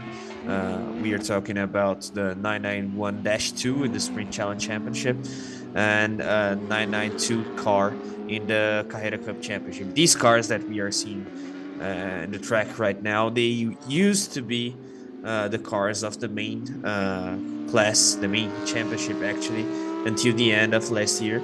And the older cars of this Sprint Challenge Championship, they are forming the Sprint Trophy grid that we have in 2023. So we also have to highlight Porsche Cup Brazil, because they are always making the cars useful and activating the series, of course, and getting new drivers to the series. So the job is very well done throughout the whole championship, and between the series organizer, the CEO, that is Danner Pires, and also reaching different levels of drivers. We have Miguel Aí é melhor Paludo, for ainda que eu example, consigo an passear mais, experienced conversar driver, mais, and mostrar mais gentleman bastidores, é isso aí. Inclusive peguei um bastidor agora aqui, Christian Mohr, que corre pela Challenge, tá liderando o campeonato na classificação. Eu acho que você estava um pouco mais apreensivo no começo do dia, porque o cenário mudou totalmente. Tô errada ou não? Com certeza, essa mudança de temperatura e principalmente de tempo, né? Chove, seca, as equipes ficam meio perdidas, mas ao mesmo tempo a gente tem que encontrar a melhor solução, né? E foi o que a gente fez aí em conjunto aí com a engenharia e o nosso coach, para tentar achar o melhor acerto para essa condição específica de agora. E aí, como é que você chega com a cabeça para esse final de semana, Christian? A gente tem que vir com a cabeça tranquila, pensar na regularidade, né? Para que vá construindo aí a pontuação ao longo do campeonato. Esse é o objetivo. É isso, daqui a pouco tem treino. Oi? Daqui a pouco tem treino. Tem, agora o classificatório. Obrigado aí. Torçam para nós aí. Valeu, abraço. Valeu, Cris. Luque. Yeah, we heard there from Christian Mohr, the main Sprint Challenge championship leader. He has 47 points to his name, 3 points ahead of Marcelo Tomazoni. He was talking about his approach to this Saturday qualifying day. Of course, he was a little bit worried in the beginning of the Saturday due to the weather conditions. He's a little bit relieved now that we have sun and the track conditions getting better and better and better with this dry setup, if you can say so. But anyway, he was talking about how focused he has to be as a driver in order to still be ahead of the pack after this Velocitta round. He's only 3 points ahead of Marcelo Tomazoni, and he has to bag points throughout the whole weekend. Race 1, race 2 also get a good grid position, so the situation is still tense even for the championship leader, Sergio. Yes, right now Israel Salman is first. He has the best time, but he was the only one actually who got a fast lap. He's 7 seconds behind Célio Brasil, who you mentioned leads the championship. This is Gabriel Vallone. Gabriel Vallone, who didn't participate in the first round, so he's starting here in the category. It's his first race in the Porsche Sprint Challenge Championship. Let's see what he'll be able to do. Right now he's in third, so yeah, but he didn't set up a fast time yet. Let's see what will be his time. Now he should get a fast lap. Let's see if he improves. And he goes to second, but still 5 seconds behind Israel Salman. So it was not that much of a fast lap, Carlos, for Gabriel Vallone, although we have to consider that he's starting his career in the category. Let's give him a little bit of a break right now. Yeah, definitely. Getting to grips straight away in your first qualifying session in such a competitive series as is Porsche Brazil is definitely a challenge. So far he's already doing a good job, even though the gap there is still big. But anyway, the main goal in the first event in such a serious championship such as Porsche Brazil, it is to adapt yourself, get into grips with the car, knowing the approach, also in terms of setting up your vehicle, also getting to know the tires properly, because in such a tricky condition, also because of the rain this weekend, you have to collect data and talk with your race engineer and so on. So the fact is that he's already doing a good job, and getting a clean round, I would say, is the main objective, considering the two races that we have this weekend. But anyway, we can still expect better lap times, especially from the other guys, because they have already raced at Interlagos. So these gaps, they aren't, I would say, ideal or even likely to stay that way, because 4 seconds between the pace setter and P2 is quite a lot, Sergio. Yes, we see there Lanzoni, Americo Lanzoni. He didn't participate in the first race as well. It's interesting, Carlos, because the number they have there in the lifetime is 51, but his car is number 10. So that's something we gotta pay attention. And we have right behind him the car from Israel Salman. Israel Salman in the green Porsche. He has the best time so far. The difference to Israel Brazil now diminished to under 2 seconds, but it's still a big gap there. Israel Salman, who in the championship is the second in the championship, is 6 points behind Célio Brasil. Célio Brasil in the first race in Interlagos, he finished 15 and 12 overall. And then Israel Salman, he finished in the first race in Interlagos 16th and 13th overall. So he just finished behind Célio Brasil in both races. Yeah, that's why he's quite close in terms of championship standings. As I said, 6 points gap between the class leader and P2, 33 points for Célio, 27 for Israel, and just informing once more the whole championship standings in the rookie class. Luis Souza with 23, Americo Lanzoni 19, and Eric Santos 6. Now we have a new driver to the class and the Sprint Challenge Championship as a whole, Gabriel Vallone, car number 222 that we saw previously on the screen, and good job so far from him, staying ahead of Lanzoni.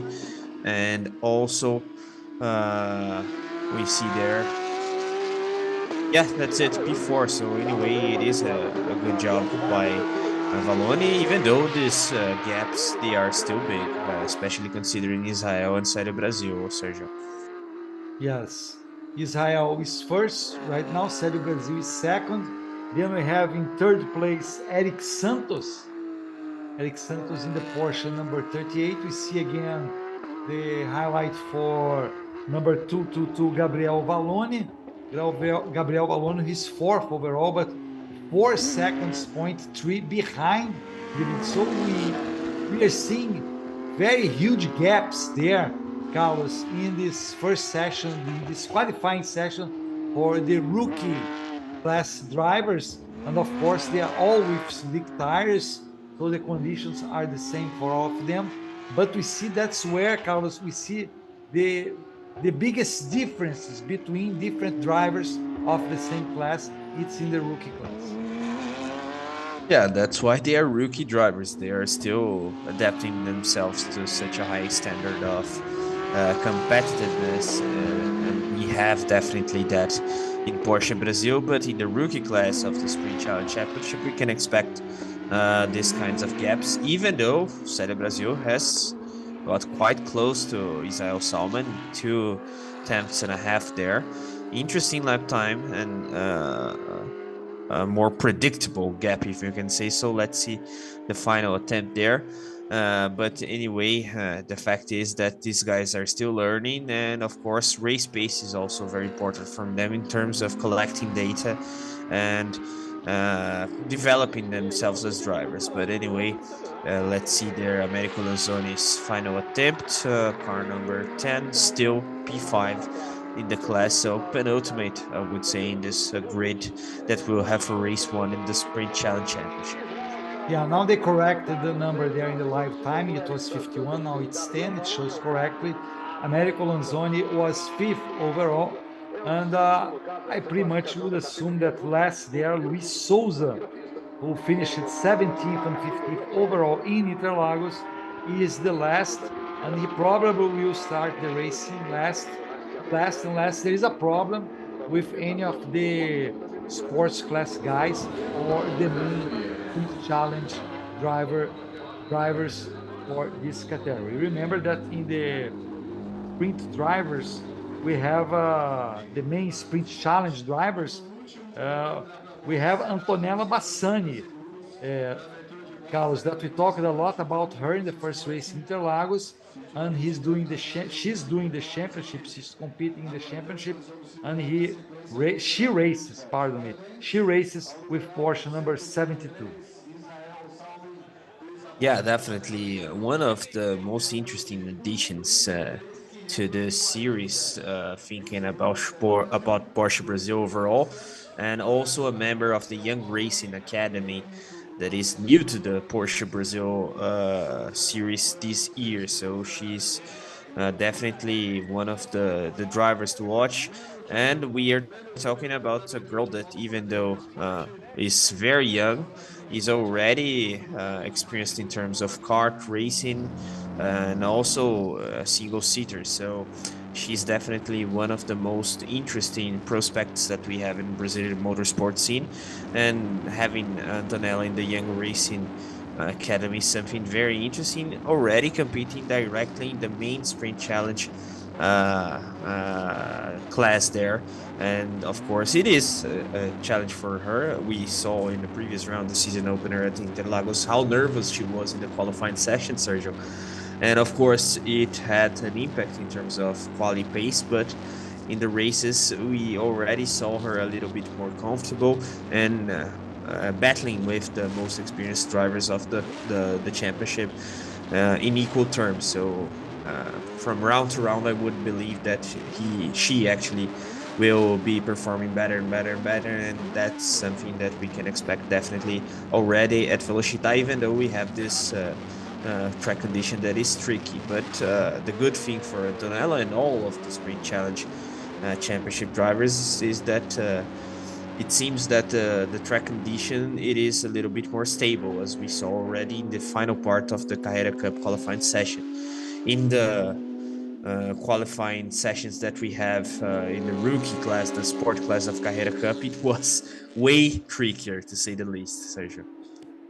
Yes, and she finished overall seventh and fourth. So she improved from the first to the second race in Interlagos, and now you have already the green flag for the drivers of the sports class. We see Artur Ramos there in the Porsche number 15 hitting the track, and let's see what these drivers will do. And after this, there are 9 sports class drivers in the sprint challenge, and then we have 6 main sprint challenge drivers who will compete in the last qualifying, actually the one before the last qualifying session, because then we have the final round with the top 10 drivers overall. And This now is Antonio Junqueira, who leads the championship in the sports class, Carlos. Go ahead. yeah, I was going to talk exactly about that, and we are talking about a new driver in this series as well. Antonio Junqueira making his full-time season in the sport division of the Sprint Challenge Championship. Had a very interesting round actually at Interlagos, especially in the first race. Agora sim, sem capacete. And he Israel, is a very fast driver. belo jeito de começar o final de semana, hein? Muito bom. A gente tava na dúvida, né? Se vinha chuva, se não vinha chuva. Mas foi legal. Eu acho que dá para ter extraído mais do carro. Peguei muito trânsito, então nas minhas voltas rápidas, as duas últimas, eu não consegui render o que eu queria. Mas é bom que guarda um pouquinho de energia para a corrida e vamos ver se a gente busca um P1 dessa vez. Exato, só tá começando. É isso aí, valeu. Valeu, parabéns. Luque. Yeah, we heard there from Israel Salman, pole seater of the rookie class of the Sprint Challenge Championship, ahead of season leader so far, Célio Brasil. But anyway, as we talked, he's actually only 6 points behind Célio now with the pole position, and he was talking about... Falando em Célio Brasil, tá aqui liderando o campeonato e deu uma puxada agora nesse quali para chegar. Quase. Buscamos na última volta aí, buscamos na última. O melhor resultado pra gente hoje é constância. Então a regularidade veio, pelo que eu já vi ali, é o caminho. Tá? A gente vai fazendo devagarzinho que chega lá. Cabeça bem centrada. É, sempre. É isso aí. Buscar isso é mais importante que buscar uma pole pra mim por enquanto, né? Tranquilidade do mineiro. Hora sai, é isso aí. Tranquilidade do mineiro. O que importa, a tranquilidade do mineiro, o café e o pão de queijo, né? Valeu, Célio. Luque. Nice chat there with Célio Brasil. He was talking about his approach. Eu tô aqui no tempão de queijo, vou falar pra ele. Como assim? The championship, step by step, he is chasing his first pole position in the series, but he's calm, he's confident that shortly he will get this pole position in the next few rounds. But anyway, step-by-step approach, and optimistic about the round as a whole. We are talking about the vim aqui reclamar do Célio Brasil, ele falou que amanhã vai ter pão de queijo no box dele, viu? The main rival of the class that is Salman Polsi. We see there Antonio Junqueira. Behind him, number 14 is Carlos Campos. Carlos Campos didn't participate in the first race this season. I believe he's new to the series as well, Carlos, because at least he was not competing last year or the year before last year. So Carlos Campos, we got a few new drivers here this season in the Sprint Challenge category. We have Américo Lanzoni, you mentioned already in the rookie class. We have Carlos Campos, who is doing his first race in the sport class. And we have also Gabriel Vallone, that in the rookie class. Yeah, nice to see that new drivers getting in the series throughout the different classes, especially in the Sprint Challenge Championship that is theoretically a little bit more accessible as well. Car number 14 there for Campos. Car number 14 is usually driven by André Gajdzinski, if I'm not wrong. But anyway, the fact is that we have new drivers, and it adds an interesting factor as well. Sorry, because getting a new face in the series is also a new thing to watch in terms of the task that these guys they have, because we are talking about a series that has some regulars, if we can say so. Christian Marr, for example, is very experienced in this Sprint Challenge Championship. Of course, we are talking about different classes, but in terms of racing, they can get close to each other. Bom, para não atrapalhar a Antonella Bassani, que já está se organizando aqui, Edu Bassani, que coincidência, né? Essa questão do sobrenome. Explica isso aí pra gente, você que está acompanhando a Antonella. Não, a Bia é coach da Antonella, né? Aliás, eu que apresentei a Bia para Antonella. Acontece que ela está na Argentina. Sim. E ela não pode estar aqui. Aí me pediram, lógico, né, fazer um pro bono aqui para minha priminha. Então eu vou ajudar na corrida, só na parte desportiva, né? De spotter, rádio nas duas corridas. E eu vou ajudar um pouquinho na classificação também, mas é só desportivamente. Eu vi que ela estava bem concentrada, ela está tranquila? Ah, tá super tranquila. Ela não deu no seco aqui, só na chuva. Eita, então agora a gente vai ver, hein? Tudo muda, tudo muda. Valeu, Edu. Luque. Yeah, we heard there from Edu Bassani, that is the team principal in a lot of series in Brazil. Now doing this one-off job as a sporting coach to Antonella Bassani. She is usually advised there by Bia Figueiredo or Ana Beatriz for the US audiences, former Indy Lights and IndyCar driver, but Bia is in Argentina to race in another championship. But anyway, Edu Bassani is advising Antonella Bassani in terms of sporting issues. They aren't related, but anyway, Edu actually he highlighted that he was the guy that introduced Antonella to Bia Figueiredo. Bia, that is one of the most known drivers in Brazil. But anyway, he said as well that it is the first time that Antonella Bassani drives a race car in dry condition at Velocitta, because as we have been talking about, we had wet conditions for the free practices that we had yesterday. So it's also a challenge for her in that matter. But Edu Bassani guaranteed that she's calm, and that's something that will make a lot of difference. As we have been talking about, Sergio, she was very nervous in the qualifying session, in the season opener that we had in Interlagos, and in the race competitions after the qualifying session that we had in São Paulo, we saw that she wasn't that nervous, and she improved quite a lot. So if she gets to grips immediately, straight away in the qualifying session, also being a little bit more calm, if you can say so, it will be interesting for her also in terms of grid position. Yeah, we see there Sadak Leite, who last year was in the rookie class, now he's in the sport class. First overall at this point is number 33, Gustavo Zanon. Zanon was last year's champion in the rookie class, so he moved also, as Sadak Leite did, he moved from the rookie class to the sport class this year in the Sprint Challenge Championship. And we have in second place Carlos Campos, who I already mentioned didn't compete in the first race in Interlagos. Third overall is Artur Ramos, who finished 12th in the first race in Interlagos overall and did not finish the second race. As we mentioned, Carlos, the first race in Interlagos for both Sprint Challenge and the Carrera Cup, they were very eventful. Many drivers didn't finish the race due to many accidents, actually. These drivers, they started this year with everything. It was a very disputed race with great battles for position, including for the first position in both races. And many drivers didn't finish the race in Interlagos.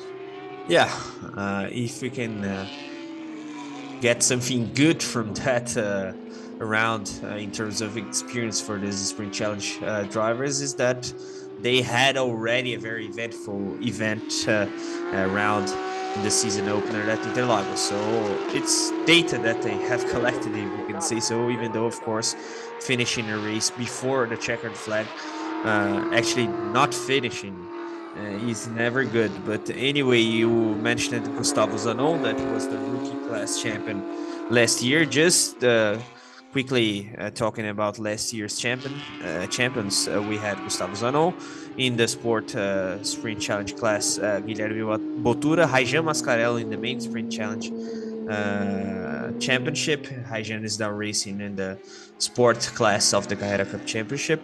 Rookie class champion of the Carrera Cup season of 2022 was Lineu Pires. The sport class champion Franco Giaffoni, and the main Carrera Cup champion Enzo Elias. As we said, he's not racing in Porsche Brasil this year anymore. There is see number 14 of Carlos Campos. Behind him we have Sadak Leite. Sadak Leite in the number 66. Sadak Leite is 4th overall. At this point, the top 5 drivers are from the sport class. Then we have as well Salman and Célio Brasil from the rookie class, as we are about to end this session with the sports class drivers.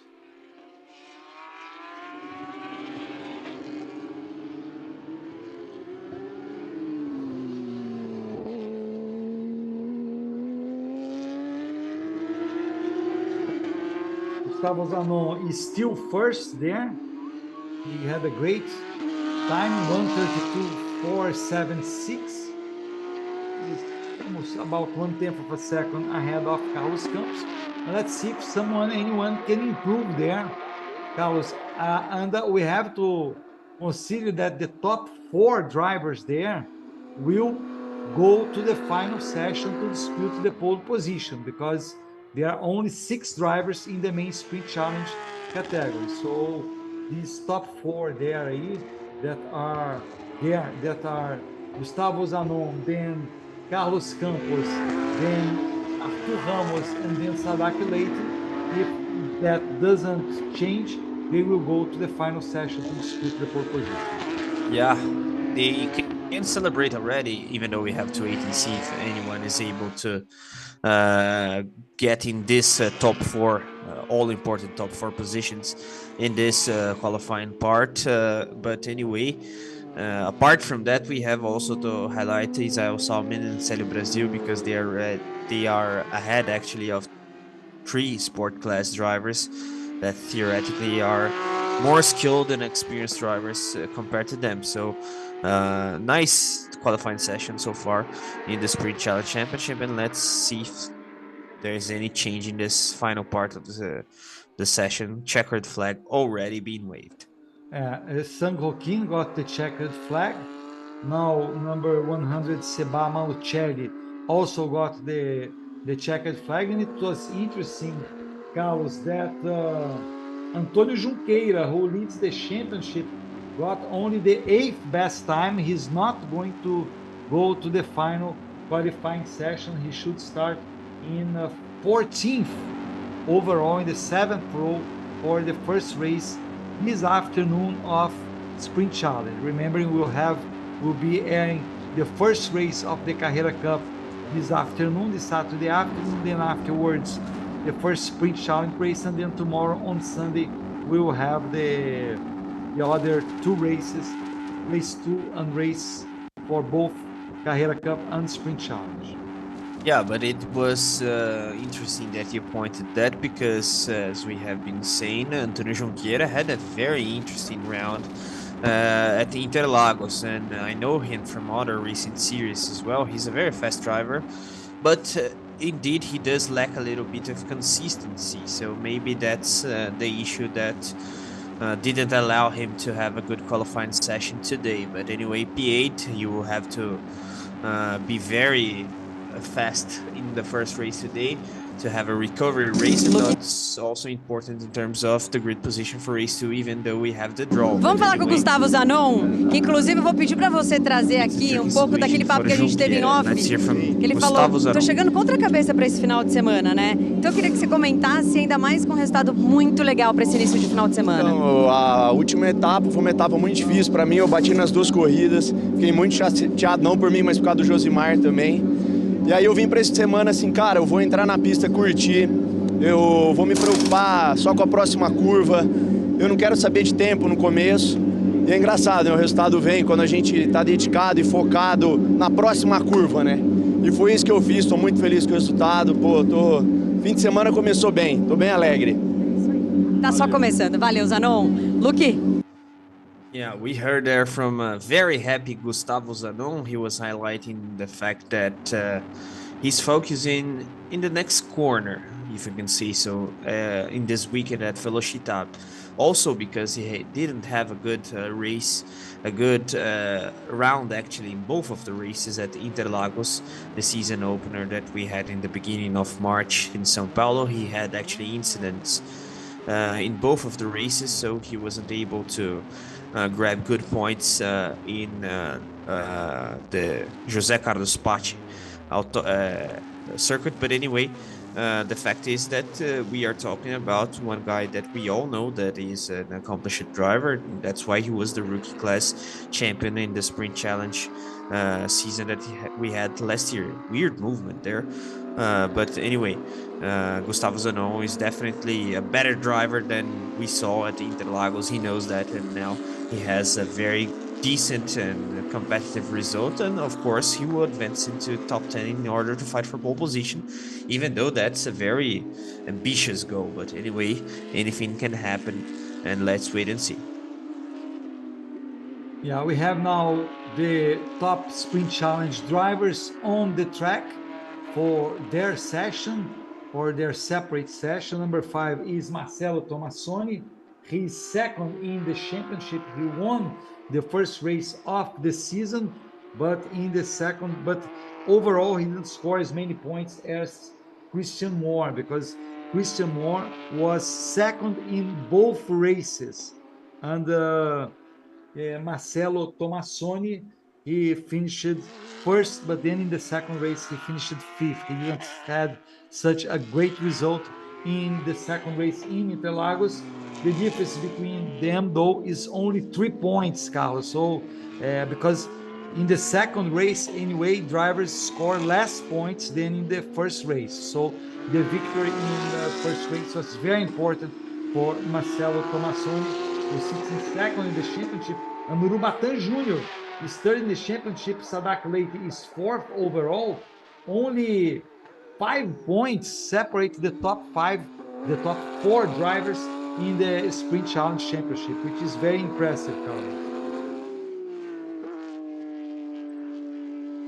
Yeah, definitely. The championship standings, they present a very interesting scenario ahead of this Velocitta round that we have this weekend. And considering how tricky, to say the least, this weekend has been so far with the weather conditions, difficult qualifying session because the changing temperature of the track, we can expect an interesting race, especially today, I would say. Of course, we cannot predict what will happen tomorrow, but considering how eventful, if we can say so, this weekend has been so far, I believe that the nerves of the drivers will be in an interesting situation for race 1 today, as we saw Tomassoni going a little bit wide there. But anyway, the expectation is quite good, and the championship standings, they present us a very interesting situation as well, considering not just the main sprint challenge, the overall class of this the season, but also in the sport class and in the rookie class as well. And car number 21 has lost his best lap time because he crossed the pit lane line there. Car number 21. Let me check here. Miguel Mariotti. Yeah, that's it. But anyway, it won't be that important because all of these guys actually, they will still score better lap times there. That's the case for Miguel Mariotti as well. Yeah, streaming of the races this afternoon is scheduled for 12:50 Brazilian time, so it will be 11:50 Eastern time, US Eastern time, or 3:50 p.m. in GMT time. So this is the schedule for the races this Saturday that will be here, myself and Carlos Costa showing to you. This is Urubatan Jr., who is third in the championship. He finished third in both races in Interlagos, so he has a good start of the season so far. And up to this point, no none of the challenge drivers got their good times yet, their fast lap. So let's see. Probably they start to get their fast laps when they start crossing the line from now on, and we pay attention who will be the top 10 to advance. Yeah, and for Miguel Mariotti, it's a double challenge, if you can say so, because he has to have two fast lap times there. Of course, he has been penalized, losing the fastest overall. But anyway, we saw there. I didn't see which driver it was, but struggling there, exiting the pit lane, and we saw another car in the beginning of this qualifying session as well, almost crashing into the advertising sign that we had right after the pit lane. So these guys have to pay more attention there. This is Urubatã Júnior. This is Ricardinho Maurício, 3 times Stock Car Brazilian champion, the very accomplished driver, and he's the coach for Urubatã Júnior. He was watching there, Urubatã. So far, Gustavo Zanon is first on the charts, and we are already under 6 minutes to go, Carlos. So these drivers will really start getting their best time. So far, Urubatã Júnior, he improved to 5th, but he's still 7/10 of a second behind Gustavo Zanon. So I would expect, Carlos, for them to be ahead of this sports class, or at least some of them to be ahead of the sports class guys. And Antonella Bassani, so far, she's 6th overall. Yeah, but definitely the normal expectation is to have the main sprint challenge drivers ahead of the sport class ones, and especially drivers such as Christian Moore, for example, season leader and a very experienced driver. Also, Urubatã Jr., that now has scored an interesting lap time there, P3 for him. Even Josimar Jr., for example. Antonella Bassani is new to the series, and we all know how fast she is. A good prospect of the Brazilian motorsport scene, as I've been saying. But in her case, we have to be a little bit down to earth in terms of expectation, because she's still adapting. But anyway, Christian Moore now with P2, then that's something that we can expect a little bit more normal, if we can say so. But even that way, theoretically, these guys from the main sprint challenge class, they should be ahead of the sport class drivers, Sergio. And there we see Antonella Bassani, sponsored by Mobile One. It's one of the sponsors of Porsche Cup Brazil. We saw before the trophy for pole position is sponsored by Mobile One. And let's see what Antonella Bassani can do. She's 7th overall. Behind her is Josimar Jr., behind her in the time charts, of course. Josimar Jr. is 8th overall. And there are 2 drivers there for the sprint challenge who are not yet in the top 10. Carlos, Marcelo Tomassoni, who is 11th overall. And then in 14th overall, we have the car for Miguel Mariotti. Let's see if they can improve.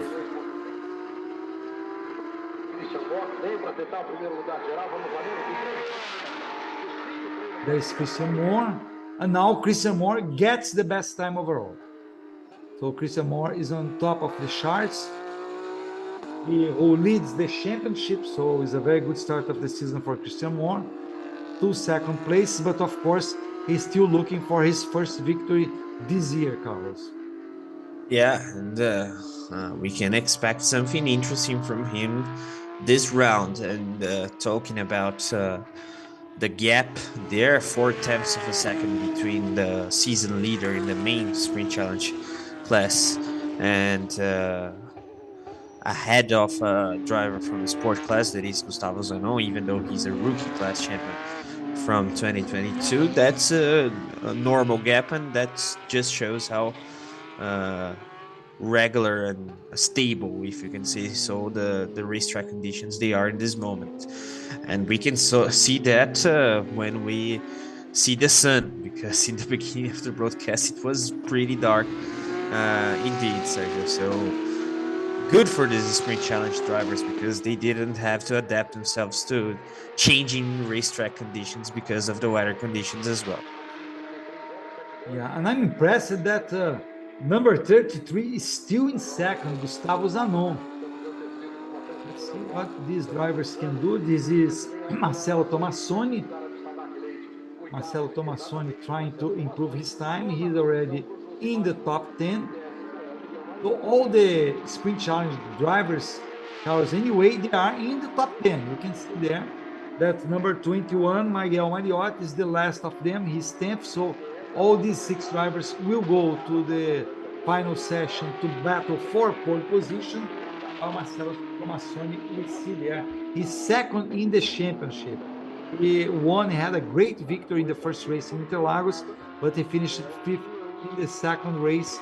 And let's see what he can do. He's definitely one of the challengers for the championship this year in the sprint challenge category. Yeah, definitely indeed. As you said, a very experienced driver, has raced in a wide range of championships in Brazil.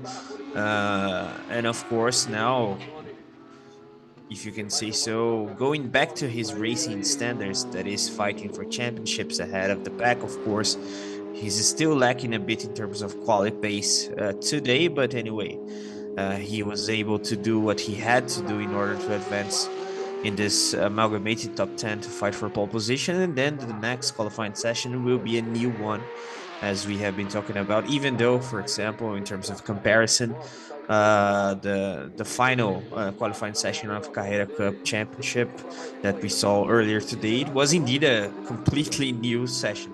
Now we have carryover, if you can say so, between this quali session and the final one that will define pole position. But anyway, Christian Moore in a good situation. We see him in the screen. Of course, there's still a driver in the track. It seems Josimar Jr. Yes, precisely, car number 77. But anyway, we have the guys that will advance to the final part of this quali already defined, Sergio. Yes, I would say at this point for Josimar Jr. is better to, save his equipment, but of course he's still doing a fast lap because it really won't make any difference because he's already there. He's already in the final session. But let's see what Josimar Jr. can do if he can improve. But he ends up ninth overall, I mean. But there we see Bassani, Antonella Bassani, who got the 6th best time, and she was 3rd best time among the sprint challenge main drivers. So I would say it was a great effort by her, Carlos. Yeah, definitely. As we have been highlighting, now more adapted to the series, not so nervous. We all know that she's a very talented prospect of the Brazilian motorsport scene. We saw there the 45 kilos sign in Christian Moore's car. We have the balance of performance regulations in the series as well. So the top front runners in terms of championship standings, they have extra weight to their cars. But talking about Antonella Bassani, we have to remember that she's a two-time finalist of the FIA Girls on Track program. So speed she definitely has. And now it's just a matter of adapting herself to this car, to this series form of racing, the qualifying format, the racing that we have also throughout the whole weekend, 2 races, the draw for the grid position of race 2. So só um minutinho, quer falar com o Christian Moore, mas eu precisei dar espaço porque a equipe está aqui a todo vapor. Well. Let's hear from Renata Diniz. I believe that she was reporting the fact that Christian Moore's pit crew there is changing tires. But, novinho. Yeah, that's it. New tires for Christian.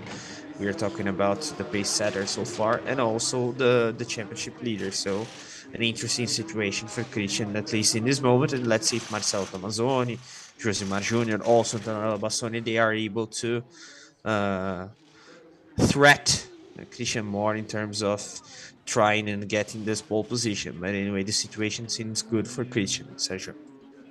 Yes, remembering races this afternoon start at 12:50 p.m. Brazilian time, 11:50 a.m. U.S. Eastern time, or 3:50 p.m. GMT. So these are the times for the races today, and tomorrow races are supposed to start around 2 p.m. Brazilian time. Agora sim, Christian Mor, tudo saindo dentro do planejado. Sim, a gente é sempre uma aposta, né? A gente acreditou nessa receita e deu certo. O carro tá bom. Vamos agora para o que realmente vale, que é o Q2, né? Agora é o top 10. Obrigada, Cris. Luque. Yeah, quick chat there with Christian Mon. He was saying that qualifying setup is always a gamble, but anyway, it has worked so far. But as he pointed, the final part of the qualifying session is a completely new challenge. So even though he has been the pace setter so far, it's nothing to go by because we have a completely new quali session now. But anyway, the prospect for him is also interesting because he has been way ahead of his title and class competitors. We can expect the main sprint challenge drivers to threat him throughout the whole year. I wouldn't bet on the sport class drivers fighting for a title with Christian Mor. But anyway, the situation seems good for Mor, and he is quite focused, as we can see on the screen. Also, Gustavo Zanon there inside the car. We have to praise his job anyway, independently of what happens in this final part of the qualifying session, especially comparing actually to what happened with Gustavo Zanon in the races that we had at Interlagos. But that's also something important to remember. Even though he has a good grid position for this round, he has to be a little bit more, I would say, lucky maybe, because it's even though he had a little bit of responsibility considering what happened at the Interlagos, he didn't have luck as well. You always have to count with luck, and you have to be in good track position in order to avoid contact with other drivers. But as we all know, Sergio, in motorsport, anything can happen. And I have to say, the anxiety for this final qualifying session is quite big because it's a different scenario compared to what we saw in the Carrera Cup Championship. A lot of guys amalgamated there between the sport class and the main sprint challenge class. So that's an interesting situation that we have actually ahead of this qualifying session, the final one this weekend at Velocitta. Yeah, we see there number 66 of Sadak Leite, who also advanced to the final round. He was 7th overall in the first 3 qualifying sessions. Let's wait for the drivers to hit the track. And now we will decide the pole position for the first race this afternoon in Velocitta for the Sprint Challenge Championship. It will be the 3rd race this year. We had already 2 races in São Paulo. This beautiful track located in the interior of São Paulo. It's located inside a farm, so it's all country land here, this area of the Velocitta, but it's a track that lots of drivers, they like it because, as Carlos mentioned before, it's a very technical, very challenging track. But the problem is that it's also a track hard to overtake. So this qualifying session is very, very important for the results of the race overall. Of course, it's not impossible to overtake. There are a few spots where drivers can overtake, and it happens. You can bet that. And very challenging points also, Carlos, like turn 1, which is very challenging there at Velocitta. Yeah, definitely. One of the most important overtaking points right after the main straight. The guys, they reach turn 1 with a very high speed there. And also the braking point is very heavy. So if you can position your car, for example, in the inside line ahead of the the apex of turn 1, then you have a good chance of overtaking. But anyway, it's a wide circuit as well, so we can see a lot of cars side by side. But talking generally about this racetrack, I would say that it is one of the most charming circuits of Brazil. As you said, in a farm, the administration of the circuit is very well done. The structure is very well managed as well, and of course in the countryside it's an extra charming factor, if I can say so, because of course getting out of São Paulo, for example, one of the biggest cities in the world, and going to Velocitta, it is an experience itself, and also in terms of the track layout, as you said, a very technical circuit. So even though overtaking is a challenge, it is always nice to hit this track. I have had the pleasure of whoa, what happened there? Wow, what happened to Josimar Jr.? It is the second time. Yeah, it is the second time that something like that happens today. We saw earlier today, already in the sprint challenge qualifying session, a guy going to the side there, but he was going in the opposite way, quite close to the advertising signals there. But this time it was way more concerning. Anyway, I don't know what happened there, because it's not a driving mistake. He didn't turn deliberately to the left there. Yes, exactly.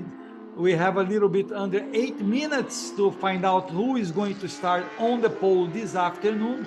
Races on Sunday. The starting grid is defined by a version of the grid that's set up by a draw at the end of this race between 5th and 8th. So this is a very interesting method as well, because we never know who is going to be the pole position, because it's a draw. So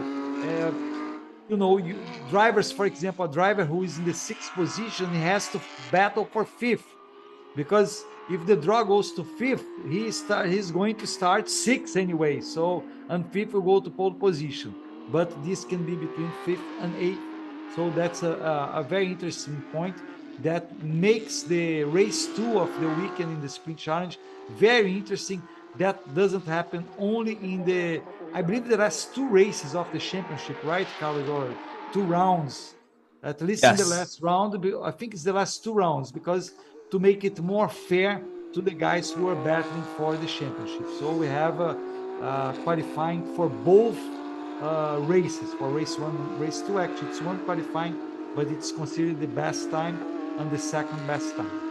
Yeah, that's it. And the idea of this draw is, of course, getting the packs together in terms of championship standings as well, because you give the chance for a driver that isn't faring that well to have a good grid position. Let's see there, car number 77 penalized with the loss of the best lap in this quali session, because as we saw in the previous case, he crossed the pit lane exit line there. So a penalty once more. But anyway, in the final rounds of the championship, as you said, you don't have this rule because it wouldn't be fair to the title contenders. But until the middle part of the season, I would say, I think it's a very nice factor, because it allows a lot of drivers to have good grid positions for race 2 as well. So far, Marcelo Tomassoni is the fastest, but for sure drivers will improve. Then he's followed by Urubatán Jr. and Antonella Bassani. Then in 3rd place we have Arthur Ramos and Sabaki Leite. I'm curious to see what Gustavo Zanon will do. He's still 7th overall. And Urubatán Jr. now got the 2nd best time, followed by Antonella Bassani. So this is the final decision that will set up the pole position for the sprint challenge race that will take place this afternoon at Velocitta. Let's see what happened there. Oh, there's still a few bad spots there, Carlos. Yeah, now that we have a dry condition in the track, the flat spot will be of course, something that has a massive impact. And tire management is also very important, especially in changing conditions, considering the track. But anyway, it isn't such a challenge for the Sprint Challenge drivers because it has been dry for a while already. So they have to uh, perform straight away and go full throttle from the very first moment in this final qualifying session. Also because anything can happen, for example, a crash, red flag, or anything like that. So it is time. I would say that in the next 2 minutes or something like that, we can expect faster lap times. And so far, so good for this guy, the screen, Marcelo Tomazoni, even though he locked up a little bit there in the front right tire there. But anyway, there's still a lot to come, Sergio. Yes, Marcelo Tomassoni is first overall, then it's Antonella Bassani in third. We have Christian Moore, who leads the championship. Christian Moore, who had 2 second places so far in Interlagos. Very consistent Christian Moore. And in third, we have Artur Ramos, who is the best in the sport class. So very good effort by Artur Ramos so far. He's almost 6/10 of a second behind Antonella Bassani, that now leads the pack. Carlos, very nice work by Antonella Bassani, who got only 29 100ths of a second ahead of Marcelo Tomassoni. And now the gaps, they are a little bit more normal, less than 1/10, as you said. Actually, they are quite close to each other, and Antonella Bassani already showing her credentials. We were highlighting how good her races were in the season opener at Interlagos after a nervous, intense qualifying session for her, making her debut in the series, and now a little bit more adapted. A calmer situation for her as well, and already showing her credentials. Let's see if Marcelo Tomazoni and Christian Moore, they are able to perform Antonella Bassani there. But anyway, it would be a very interesting grid if something like that is seen after the checkered flag, because we are talking about 2 of the most experienced drivers right behind one of the most interesting prospects of the Brazilian motorsport scene. Let's see Urubatán Jr. with car number 1 there. Yeah, Urubatán Jr., who is 5th at this point. Let's see if he can improve. He improves to 4th, so it's not a lot, but it's always something, and he gets ahead of Artur Ramos, who fell from 4th to 5th. Gustavo Zanon is in 6th, then Sadak Leite in 7th, and Josimar Jr.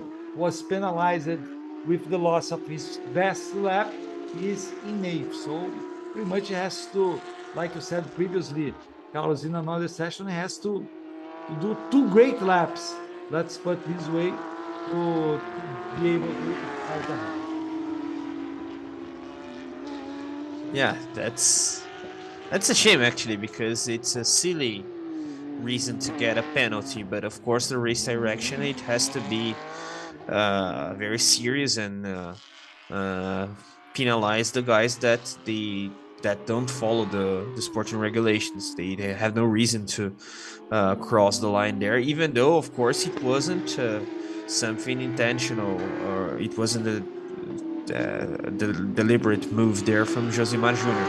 Actually, that's something that we have to investigate, because I cannot think about any reason why he crossed the line there, and it was obviously not something that he did intentionally. But anyway, we saw this 2 times at least in this qualifying session, but in Josimar's case it was a little bit more worrying there, because he crossed actually to the left side of the pit lane exit line there, and he went directly to the main straight. Of course, it was the beginning of the session, we didn't have fast cars in the main straight there, but anyway, in a previous incident we saw another car going to the right. But let's move on, and the clock has ticked, so it is the decisive time now. Yes, and Gustavo Zanon is the best sports class driver, so he's getting so far the pole position. There we see him again. The highlights on Gustavo Zanon. He stays in 5th overall.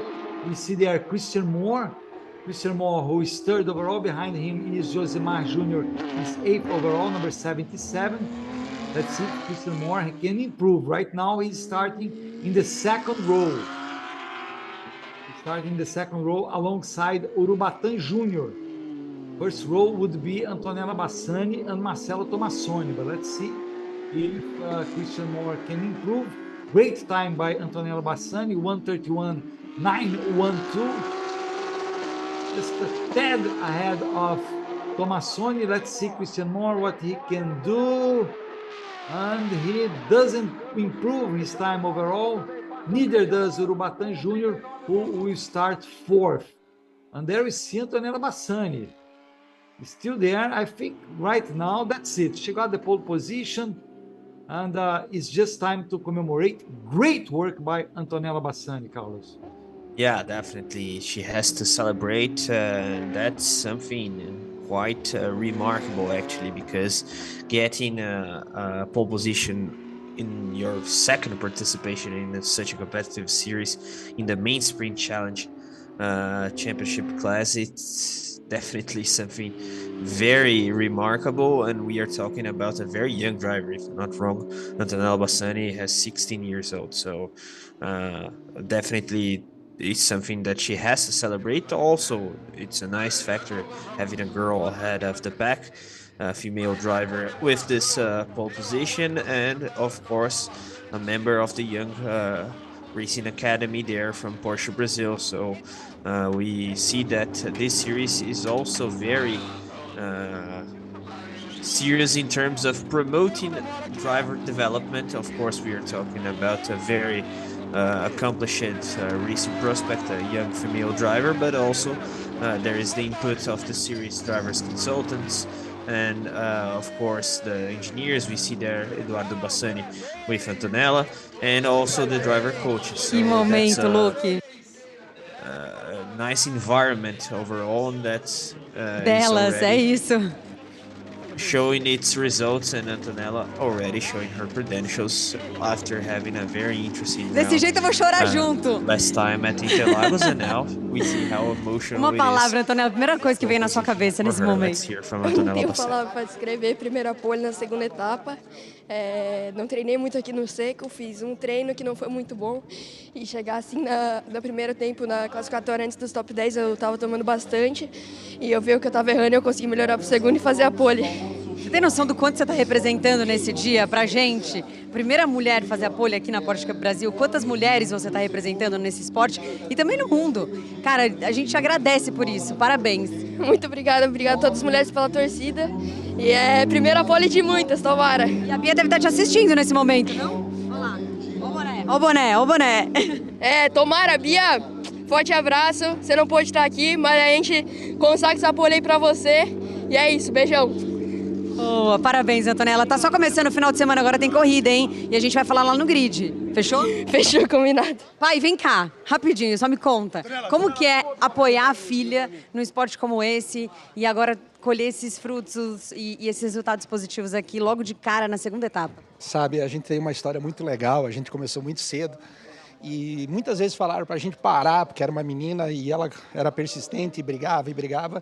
E ela nunca abandonou o que ela mais gosta de fazer. E agora colhendo os frutos, sabe, do trabalho dela e tudo isso. E agradecer ao pessoal da Porsche que nos cedeu essa oportunidade e a todo mundo que está torcendo por ela. Não segura o choro, não. Chora, extravasa, é isso. Obrigada, hoje pode. Luke. Yeah, nice interviews there with Antonella Bassani and her father. Her father was talking about how challenging it was for her, such a young driver, but also because of the fact that she's a girl. She and her father, they have been advised to give up in this dream. Let's put it that way, because also she's a girl, so that's an extra factor in terms of difficulties and so on. But anyway, she was able to go on and chase her dream, as highlighted her father, and she was celebrating, and rightfully actually, the fact that she's the first female pole sitter in the Porsche Brazil championship. Renata Diniz, our pit reporter, was saying that she is representing a lot of female drivers. Also, her driver coach, Bia Figueiredo, and Beatriz, as we mentioned before, and also Antonella Bassani in a sporting analysis, if you can say so, highlighting the fact that she was able to understand what she had to do in terms of developing her performance from the first part of the qualifying session that she competed fight for pole position. We have to remember that Christian Moro was way ahead of the pack in the previous qualifying session, and then she was able to learn and perform. Agora vamos falar com o Zanon, agora é oficial mesmo, feliz. Let's hear from, muito feliz Gustavo mesmo. Zanon. Como eu disse, a última corrida não foi legal, então vim dedicado, vim realmente querendo só curtir, andar e fazer o meu melhor a cada curva, né? Ouvindo, claro, o Rafa sempre. O Rafa é um cara que ajuda muito, né? Tem muita experiência. E, pô, feliz demais, né? Não tem nem o que falar. O resultado veio e agora é focar na corrida. Tem ainda aí mais um stint aí que a gente tem que conquistar. Vamos embora. Valeu, Zanon. Valeu, abraço. Luque. Yeah, once more, Gustavo Zanon, remembering the fact that he actually didn't have a good round in the season opener at Interlagos, also praising his driver coach, if I'm not wrong, Rafael Suzuki, and being down to earth in terms of expectations and also celebrations, because it's all down to racing, and of course we have first race today and then second one Sunday, so there's still a lot to be done by Gustavo Zanon, even though he has to celebrate this pole position in the sport class division of the Sprint Challenge Championship of Porsche Brasil. Sergio. Yes, great effort by Gustavo Zanon, indeed, also by Antonella Bassani. So we have the top 10 for the Sprint Challenge race will be Antonella Bassani, Marcelo Tomassoni in the first row, and Christian Moore and Urubatan Jr., Gustavo Zanon, Arthur Ramos, Sadak Leite, Josimar Jr., Carlos Campos, and Seba Maucher. Thank you all for being with us for watching this qualifying session for the races, which will start at 12:50 p.m. Brazilian time this afternoon. Thank you. See you all there. Bye-bye. Bye-bye.